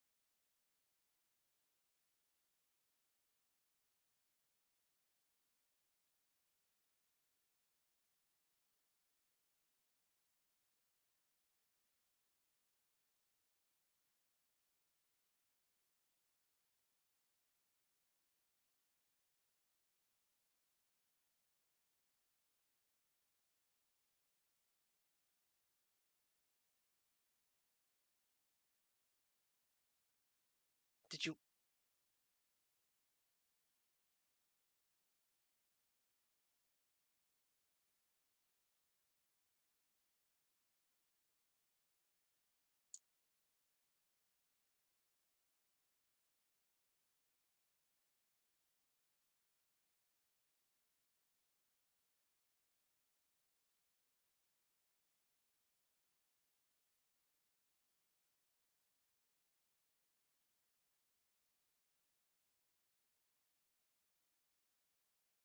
Kearney, did you want me to play the entire game, or like, can I just show it?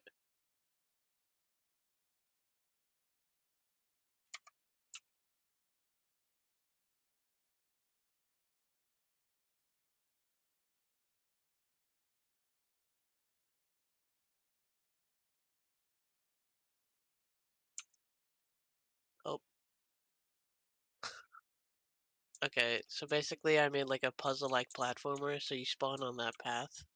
And you walk over here, and it like shows you the first enemy, just to like introduce you to them. And this is like your first puzzle. You're supposed to find out that there's a platform up there, which you can get to with this one. Or an elevator, sorry. And these platforms are moving, and you have to jump from one to the other. And then you jump here. Basically, for here, you can see the enemy through the glass, so you have to bounce your projectile off this wall to hit him. And this is a checkpoint, so... Oh. Anyways, that was a checkpoint, so you activate it, and then it'll constantly be going up and down, so that if you fall, you can go back there. And then there's just another security guard on these platforms. They don't move. You just jump from one to the other. Yeah. Oh, you want to see it in action? All right.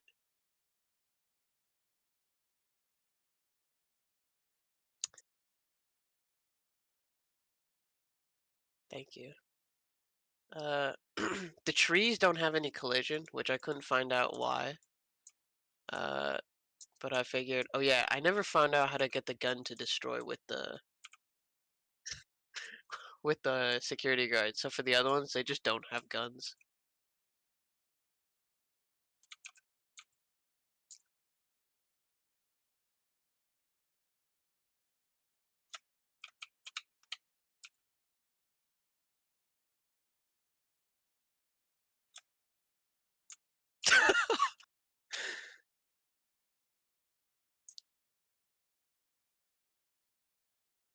Yeah. Yeah.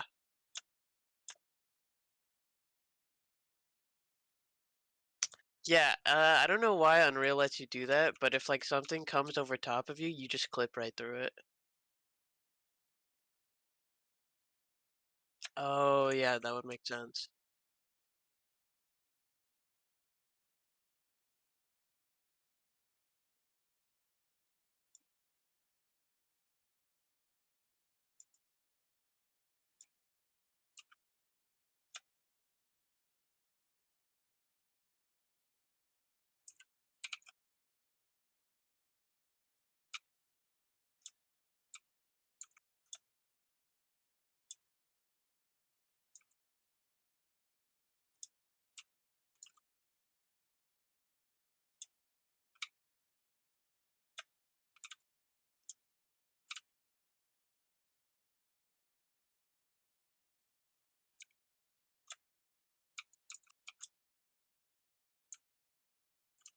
I'd love to see the class compete on a speed run for this. So for here, there are like invisible platforms that you can like find with your bullets. Ooh, Dark Souls.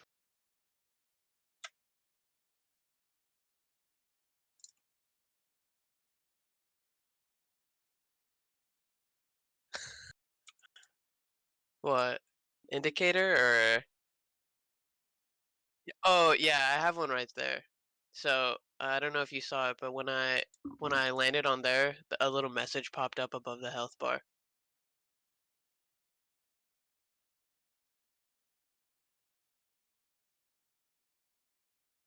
Okay, that being said, I cannot find the platforms.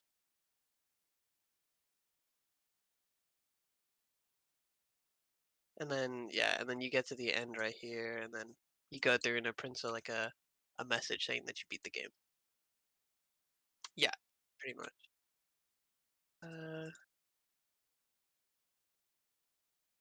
And then for modding, I did Quake.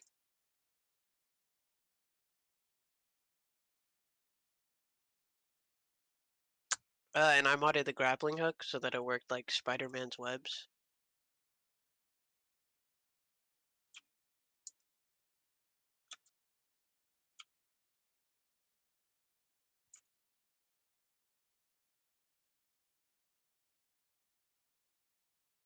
Yeah. And then if you go backwards, you fly backwards too. And then if you grab the ground, you go to that spot. So yeah, that's pretty much it. And then if you grab other players, you'll bring them to you. But I didn't really have anyone else to test it with. Yeah. Yeah. Yep. Thank you. Okay, yeah, we'll do.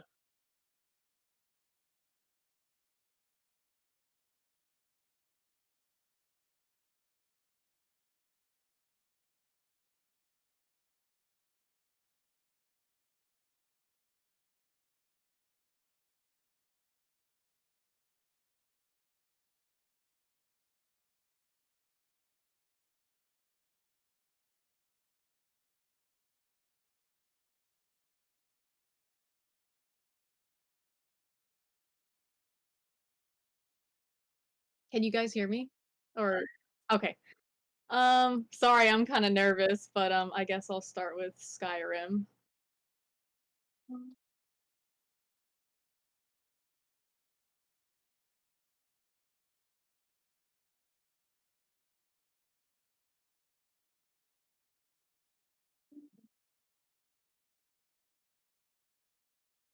Oh, that's Aaron from Attack on Titan with his long hair.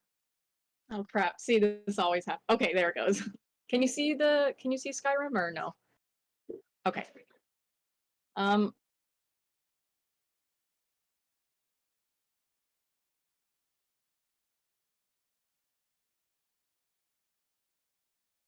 Observation toolkit. Honestly, it's just I guess like I wanted to make a sword that you can like craft out of cabbage. I don't know why, but you like take 3 cabbage to craft the sword. Sorry, I don't know why it's not responding. And then, can you still hear me? Okay. And then the lady who works at War Maidens, I think it's called. Here. Oh, okay. So this here. Let me load this save. But I changed her into a chicken.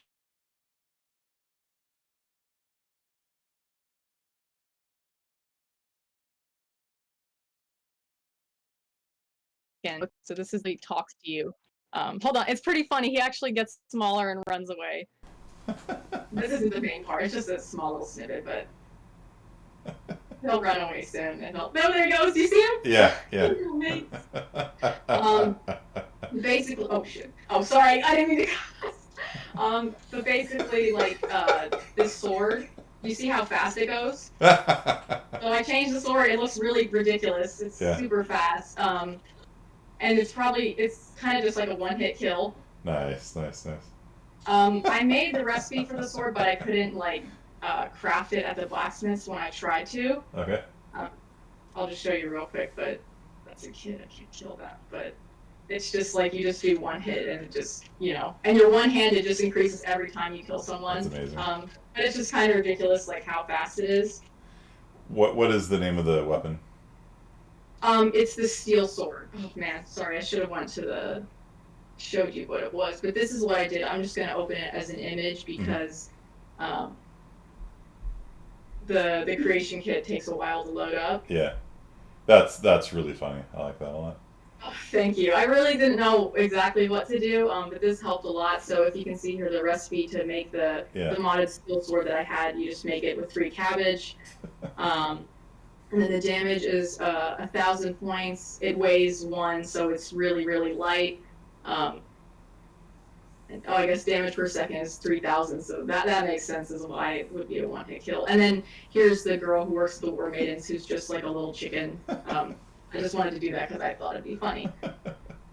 And then I think, oh, actually, I'm gonna upload. Is it okay if I upload a video?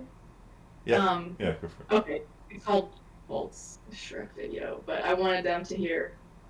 Oh man, I can't. Okay, well, it sucks because in my Unreal Engine game, you can like hear Shrek, but I don't know if you can. Can you see it? We can see it, yeah. Okay, how about now? Is it full Yep. screen? Yep, looks good. Okay. Well, sadly, I don't think you guys will be able to hear Shrek, but he says his classic line, "What are you doing in my swamp?" Oh, God, this is amazing.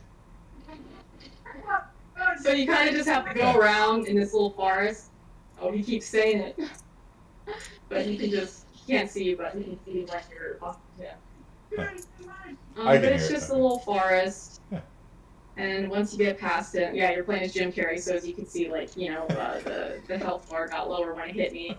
But there's just a little onion here, because Shrek likes onions, and there's a rainbow and little hearts telling you congratulations. And this little guy's just jumping. Yeah, that's really cool.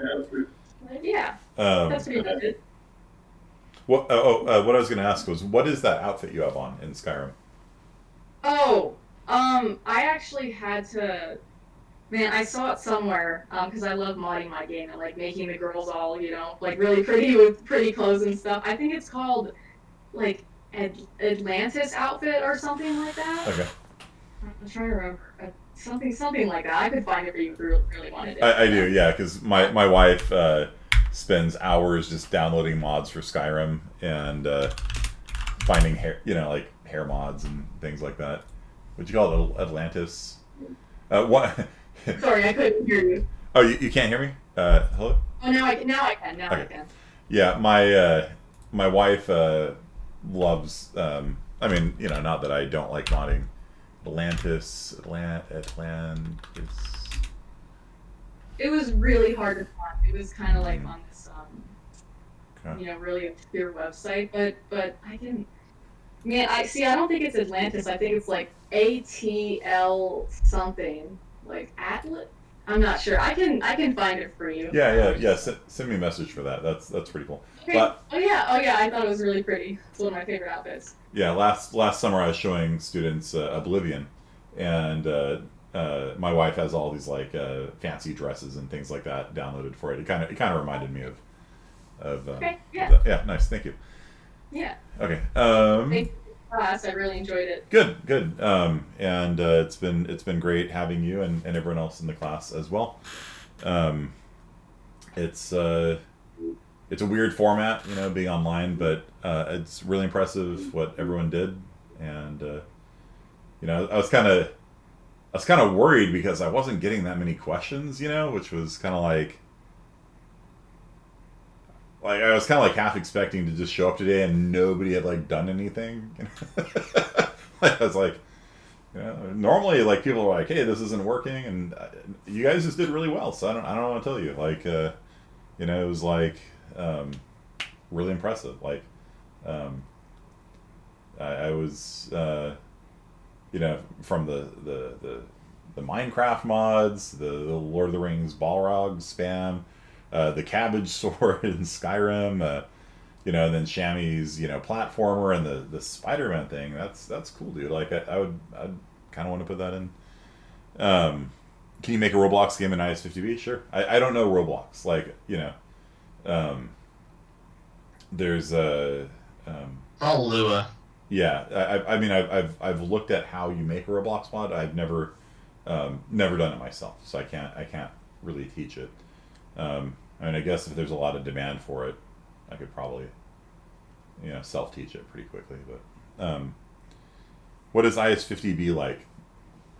That's a great question, because every semester that I've taught IS50B, it's been different, and it depends a lot on the students that are enrolled in the class.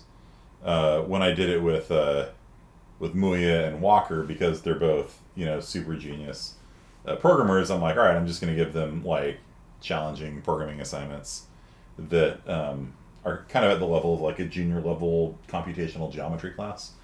I was kind of looking at like what Irvine did and kind of, didn't plagiarize them exactly, but just kind of looking at the topics that they cover in like a junior level computational geometry class, which you need to know like if you're going to be making game engines and things like that.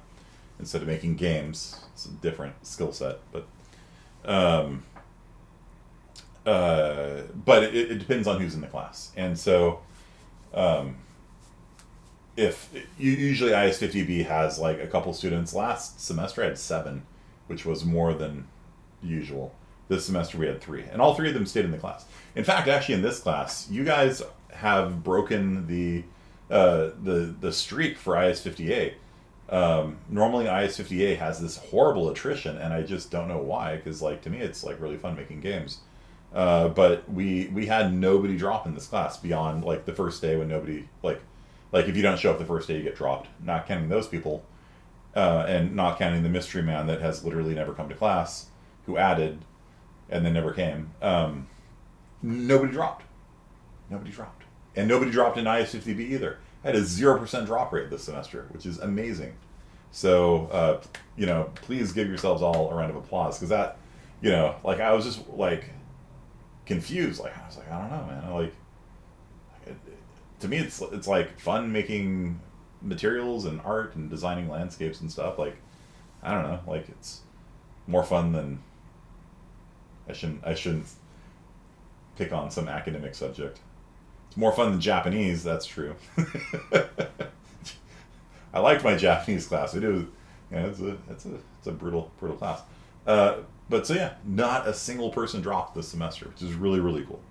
So, yeah. And I liked every single one of the mods and projects presented today. So, yeah, it makes me feel very happy and proud as a professor. So if you guys want to take IS50B next and you're not a C++ programmer, don't worry about it. If there's a request for doing Roblox, it's a small class, and so I basically just teach things that like students want to learn. This semester I had a trio of good computer science people, and so the 3 of them worked together on one project. And I had them doing the triangle animation. I don't know if you guys saw that. Am I streaming? Let's see. Am I streaming? I think I'm streaming, right? Yeah. So I had them like doing a little, we made a little software renderer in a terminal. And so I gave them, this was their final kind of assignment, where you have to like animate, triangles, and this is software rendering. It's actually a 3D rendering engine inside of, you can see the triangles can actually penetrate each other because it's actually 3D. So it's not just a 2D rendering, it actually has 3D. And so just an animation where the things have to rotate and move around the screen. So are we going to do that next semester? I don't know. Depends on you guys. So if you want to learn light maths and be able to do landscapes in UE4 by making splines, we could do that. We can do destructible meshes where you hit something and the walls shatter. That's pretty cool. I've taught that before in the past. Pretty easy to set up too. Destructible meshes, that's fun. Mess around more with water and buoyancy systems, like maybe make boats and like Grand Theft Auto, where you have boats or jet skis or whatever that are kind of like bouncing around on the surface of the water. There's a lot of stuff. Like game development is just a huge thing, and whenever I teach 50B, it's just like, all right, what do you guys want to learn? There are some topics that I have to teach, like map design and things like that. But overall, it's really just driven by the students. So, we can go into UE4 C++. I keep meaning to do that, Walker. I keep wanting to do the UE4 C++ stuff. And I don't know, to me, making my own software renderer in C++ was kind of more fun, but because you kind of learn the fundamental principles of rendering, when you do that. So we talked a lot about how rendering works this semester. AI perception. AI is a huge thing that I just keep constantly not having time to talk about. And perception systems with like sight and hearing. Audio attenuation. So like having sounds that like get muted through walls and things like that. That's something. Yeah. It's just it's a huge industry, you know. And you don't need to know all of them to get a job in the industry, but you probably should have at least a passing knowledge of like the basics. Like even if you're not going to be making maps, like you should kind of understand how maps work. And even if you're not going to be doing matrix math, you should kind of understand like how that works, because like local coordinate systems and world coordinate systems, like you need that to like make like to shoot a bullet, right? You know, you shoot it out of your local forward vector, right? And so like all the linear algebra stuff, like it's all useful in different ways. So. But what would the class be like? So the plan is for 50B to be every Friday afternoon next semester. So Friday afternoons, whenever I get done with my other classes, like at 4 or something like that. It's like 4 to 5, something like that, on Fridays, every Friday. Meet once a week. And after you leave the classes, I don't kick anybody off the Discord server. And so alumni, like we have alumni on, like I think technically Moya is an alumni now. Yeah, it's just a place where people hang out and post memes too. So these chat channels for the classes, they get deleted every semester to just clear out the history. If you don't leave the server, you become a VIP. Yeah, and so you get tagged as a VIP, and there's a different VIP chat channel, and things like that. Yeah, so there you go. So again, thank you all for taking IS50A online. It's a weird system, and there's definitely times when it would have been a lot easier, like with Miss Simmons, like the things where I just walk around the classroom like, oh yeah, just click on this thing here, you know. And it's just hard because there's this distance, inherent to the medium. But I don't know. I hope you guys had fun anyway. And if you want to hang out for a little bit longer, it's going to be the IS50B people's turn to present, so you can see what they did and maybe give them some clap emoji as well. Okay, so good last class. Glad you took it. Good. Got to go. Yeah, no worries. Thank you, Avina. And look into Incurses or my Colors library if you want to do like a text-based RPG adventure. What is your opinion on programming C++ and applying to robotics? You should learn C++ and you should learn robotics. Those are both two very good things to learn. So very, very huge number of applications for C++ and for robotics both. Thank you, Mr. Hannibal, for coming and being in the class. All right. So on that note, I guess I'll just post one lecture for both sections today, because there's no final, so who cares? So Sing and Buzikian and Binninghoven, I will unmute all three of you guys. Which one of you want to present your stuff? Let's take a look. In fact, let's do this first. Let's take a look at your 3D animations. Random colors, solid colors, rainbow colors. Ooh, look at that. Nice. Good. Disco Inferno. Very cool.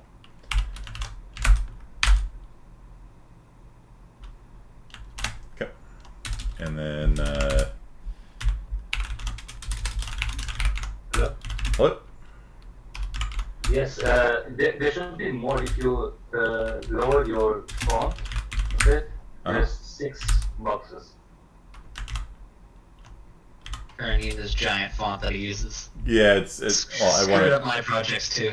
I want it to be yeah, right. I remember that. I'll switch it to something more normal.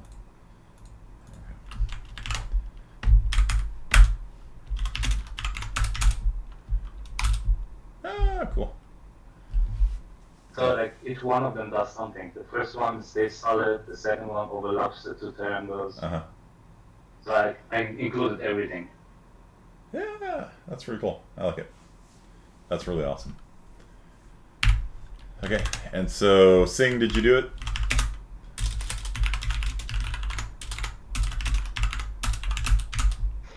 No? Okay. And then Binninghoven. Debug mode, please press Y. Y. Enter an angle 30. Okay. There. So that was the 3D animation, which at least Buzikian had a pretty nice one. All right. Which one of you guys want to stream your thing? Yeah, mechatronics is like the overlap of like computer science and control theory and engineering and things like that. You get to work with $100,000 equipment, you know, like those robots they used to build cars and stuff like that. Like you get to program those. It's pretty cool. Like they got professional grade stuff. I've got Raspberry Pis and $5 DC motors and things like that when I do my projects class. Which, by the way, if you guys take CSI 45 with me, and maybe Lawton too, I don't know if he's doing projects in the fall, but we build hands-on sentry guns that shoot ping pong balls at people and stuff like that, ultrasound sensors, servo motors to rotate, you know, that kind of stuff. Styrofoam party boat you put on the lake and it autonomously pilots itself around the pool playing party music and stuff like that. That's CSI 45. It's 4th semester computer science. And so it's like the last class in the series, and we do a series of projects through the year. It's a lot of fun. It's fun for me, at least. Because I get to see the projects. So.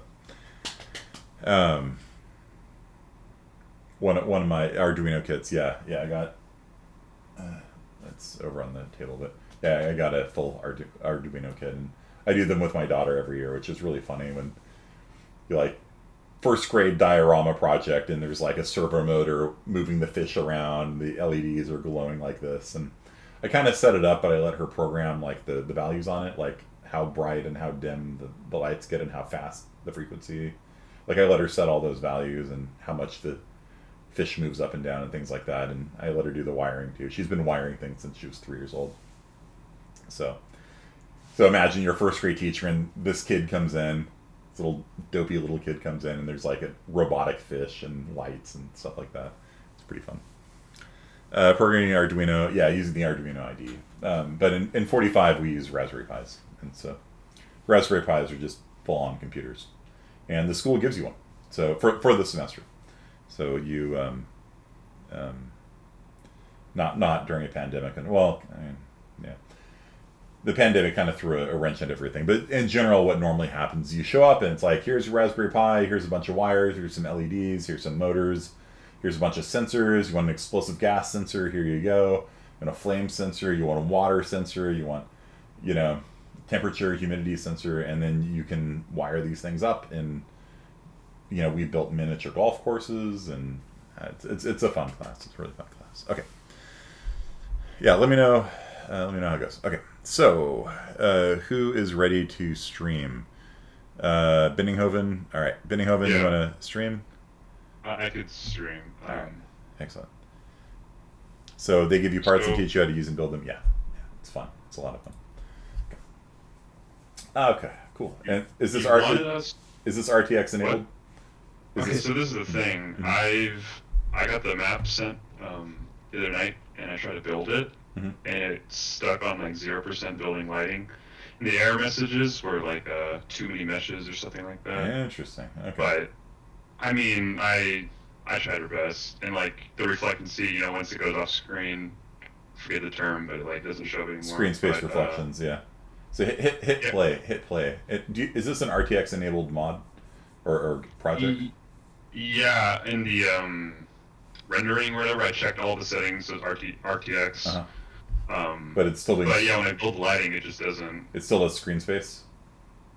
Yeah, as you see, and projectiles don't really light up any. I don't know. Interesting. Okay. And I tried to package the game, and it didn't have RTX when I launched it from there. Interesting. So Okay. No worries. Yeah. So, But you're doing like a dynamic mesh generation, right? To build the level? Something like that? I believe so, yeah. Okay. I might have something to do with it. Okay, so this guy is a bad guy or what? Yeah, he's the guy you want to kill. Okay. But we're using projectiles instead of like ray tracing for hitting enemies, and it's kind of funky, but Okay. What happens if you go outside behind you? currently the enemies spawn in a center area, but you could move around, check out the map. That's cool.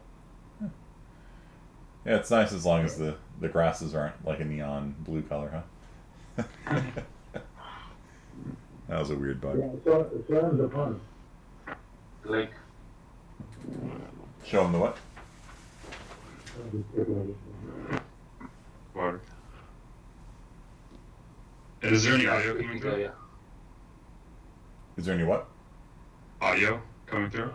I don't hear anything now, but yeah, those are some nice looking waves. It's a little dramatic for a little, mountain lake like that. But it looks cool. It looks very cool. I have the fun on it, but it's not showing. I don't know why. Maybe I could share my application real quick. Do you want to show the IS-58 people how you had Perforce set up? Did you set up Perforce? Yeah, Perforce. Yeah. You set it up. It's pretty. It was tricky setting up in the beginning. Do you want to show what that looks like from your end, Biddinghoven, or oh boy, Bazikian? Yeah. Do you want to because you were the one who did it, right, Bazikian? Do you want to share what that looks like? Share what? Your Perforce Helix core, the source code management software. Oh, the 3D. The sharing Perforce 4. Oh, the Helix. Helix, the main server is at Birmingham. Oh, Biddinghoven has it. Yeah, I'm running it. All right, hold up. Yes, the main server. Yeah, because that's been one of the things that's plagued this class in the past, which is like just like the group that we had here had issues with that too, which is how you coordinate work between different people. And now that the world's moving remotely, right? It's a thing. It wasn't that easy to work with the Helix core. Yeah, there's a lot of steps, and you have to like copy configuration. And just sending it by Dropbox. But yeah, the Unreal Engine people recommend using Perforce. I think it will work with Subversion, and I think they are adding support for GitHub. But Perforce is the one they use, and so from what I understand, it has the best kind of support out of the box. So Walker's left.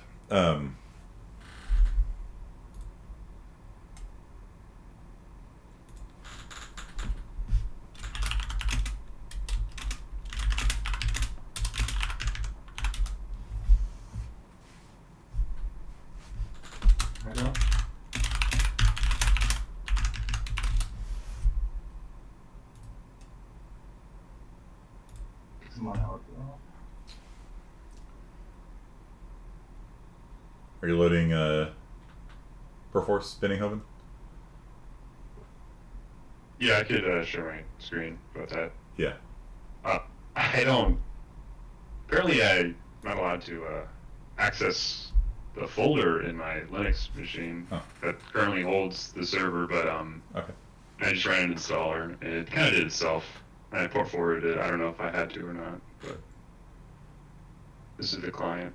Okay, so you want to show the students what that looks like and how to use it? I don't think it's currently set up with my project, but how you would use it is it's built in, top left corner, source control. Yeah. Drop down menu that glitches out. Thank you, Unreal. Yeah. Very select cool. Perforce. You already have these credentials set up, mm-hmm. and yeah, the drop down menu seems to not exist right now, but yeah, accept it. Nice. Yeah.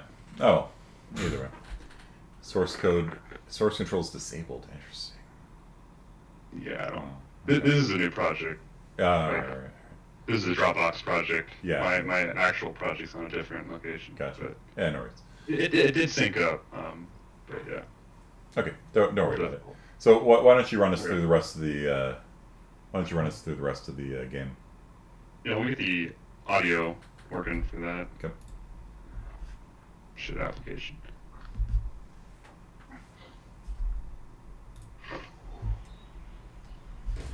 Can you hear that? Yeah.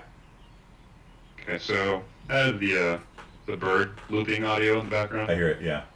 Kind of sense. I wish indoors would be quieter, but I haven't really checked that out yet. Yeah, there's attenuation which you can use to dampen sounds through walls and things like content that. examples.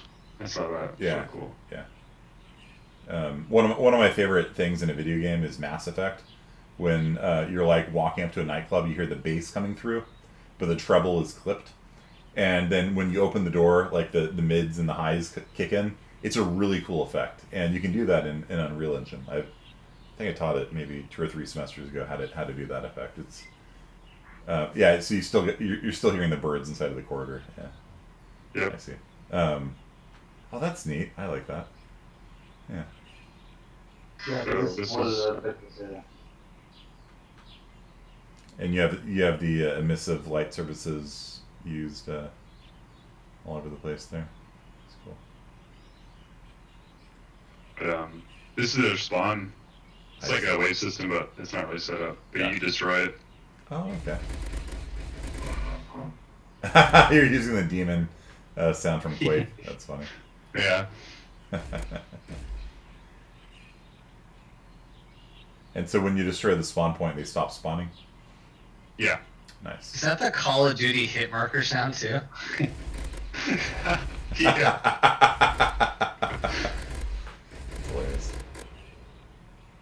But yeah, these projectiles, they bounce everywhere, and they, It looks like collateral. it looks like the RTX showcase projectiles a little bit. Did you take it from there? What'd you say? The RTX showcase. Did the projectiles come from there? I got the idea from it. All I did is just I modified the first-person projectile. And you made it emissive. Yeah, scale and then texture, and then yeah, I wanted to make a new mesh, but I didn't really get that far. A ball's a ball. It's fine. One of the old skills of game developers that is kind of lost today is we used to reuse assets all the time, and frankly, you don't need a different ball for this and for that and for the other thing.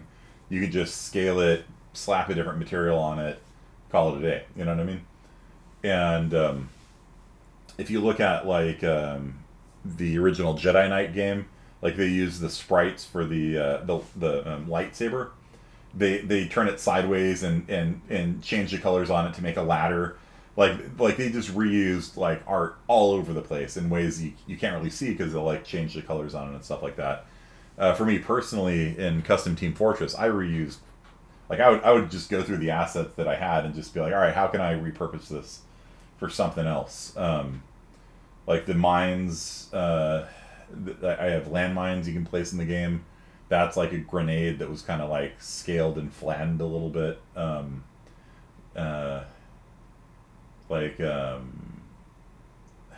I can't remember some of the other uses, but like, anytime I needed to get new art into the game, I almost never added new art to the game because I really wanted people to be able to connect to the server and just play it without having to download anything, right? And if you just use all stock art assets, then they can just connect and they'll play. Whereas when people connect and it has to download things, then they're going like, I don't know how long this is going to take, and then they just quit. And I wanted to, not have that barrier to entry. So rather than creating like a new art asset for a new grenade, I would use an old art asset and change the color on it or change its scale somehow to make it look a little different. And people nowadays mostly don't care about that. Like my summer 2021 project here is 5 gigabytes somehow. I'm not really sure how it's 5 gigabytes, but that's just the art assets is 5 gigabytes. And I mean, that, like, if you think about it, like, Red Dead Redemption's 100 gigabytes. My thing's the 20th the size of Red Dead Redemption, and there's nothing in my game. I got, like, a rock and, like, a mannequin or something. Oh, you know what? It's probably the Paragon art asset. Yeah, that's probably what it is. Those are huge. Those things are gargantuan. Yeah, that's probably why, because I had... Yeah, I messed with them. Yeah. So, yeah, the whole thing, let's see how big this thing is. Yeah, but it's absolutely ridiculous. Yeah, 5.2. So, yeah, the art assets are almost all of it. Yeah, so, anyway. So, yeah, well done on the repurposing of the ball in that way. Because it looks totally different, right, with the emissive surface on it, so it glows. It looks totally different from the little softball-looking thing that you normally get with the first-person template. The gun looked different, too. Did you guys modify the gun? Yeah, there was a free pack of guns, and then we just slapped it on. Nice, yeah. Use an AK-47. Okay. It didn't look like it, but... Did you modify it somehow, or...? The position was, like, kind of wonky, and I didn't really fix it, so you kind of saw the end of the barrel. Okay. It might have been a different gun, honestly. Gotcha, I'm not really a gun person, but... You got the big iron on your hip. Yeah, very cool. All right. Well, I hope you guys had fun this semester. I hope you learned a little bit about 3D rendering and rasterization and all that kind of stuff. If you haven't done your triangles thing, just get that done by, I don't know, like tonight. Grades going on Monday. So if you're missing any of the assignments, just make sure those are all, because I don't know when I'm going to punch the grades in. Probably Sunday, because they're due Monday morning. So just have everything done by then, and send me a message if you do anything late. Okay. Binninghoven saying Bazikian. You guys all hear that? If you guys are missing anything. Okay. Awesome. Yeah, hope you guys learned a lot. I encourage you to take Bazikian. You're going to be at UCSD. I encourage you to take the game development class there. It's a senior level class. And at least when I was there, the professor who taught it was just amazing. He's a fantastic guy. There's Jeff Volker and Steven Savage were two guys. We'd play Quake with them sometimes. It's kind of fun. Yeah, just amazing professors. I don't know if they're still teaching it. Obviously, it was a long time ago. But yeah, I would definitely check that out if you can. And if you guys have the opportunity to take a computational geometry class, I would take one of those too, because they're useful in not just like 3D games, but like machine learning, AI. Like there's a lot of different situations where these things come up. So it's probably worth a shot too. Okay, that's it for the semester, guys. Thank you very much. Well done, and stay in touch. Like don't leave the Discord server. Let me know how things are going off at UCSD and other points of interest. Okay. All right, that's it for today. See you guys.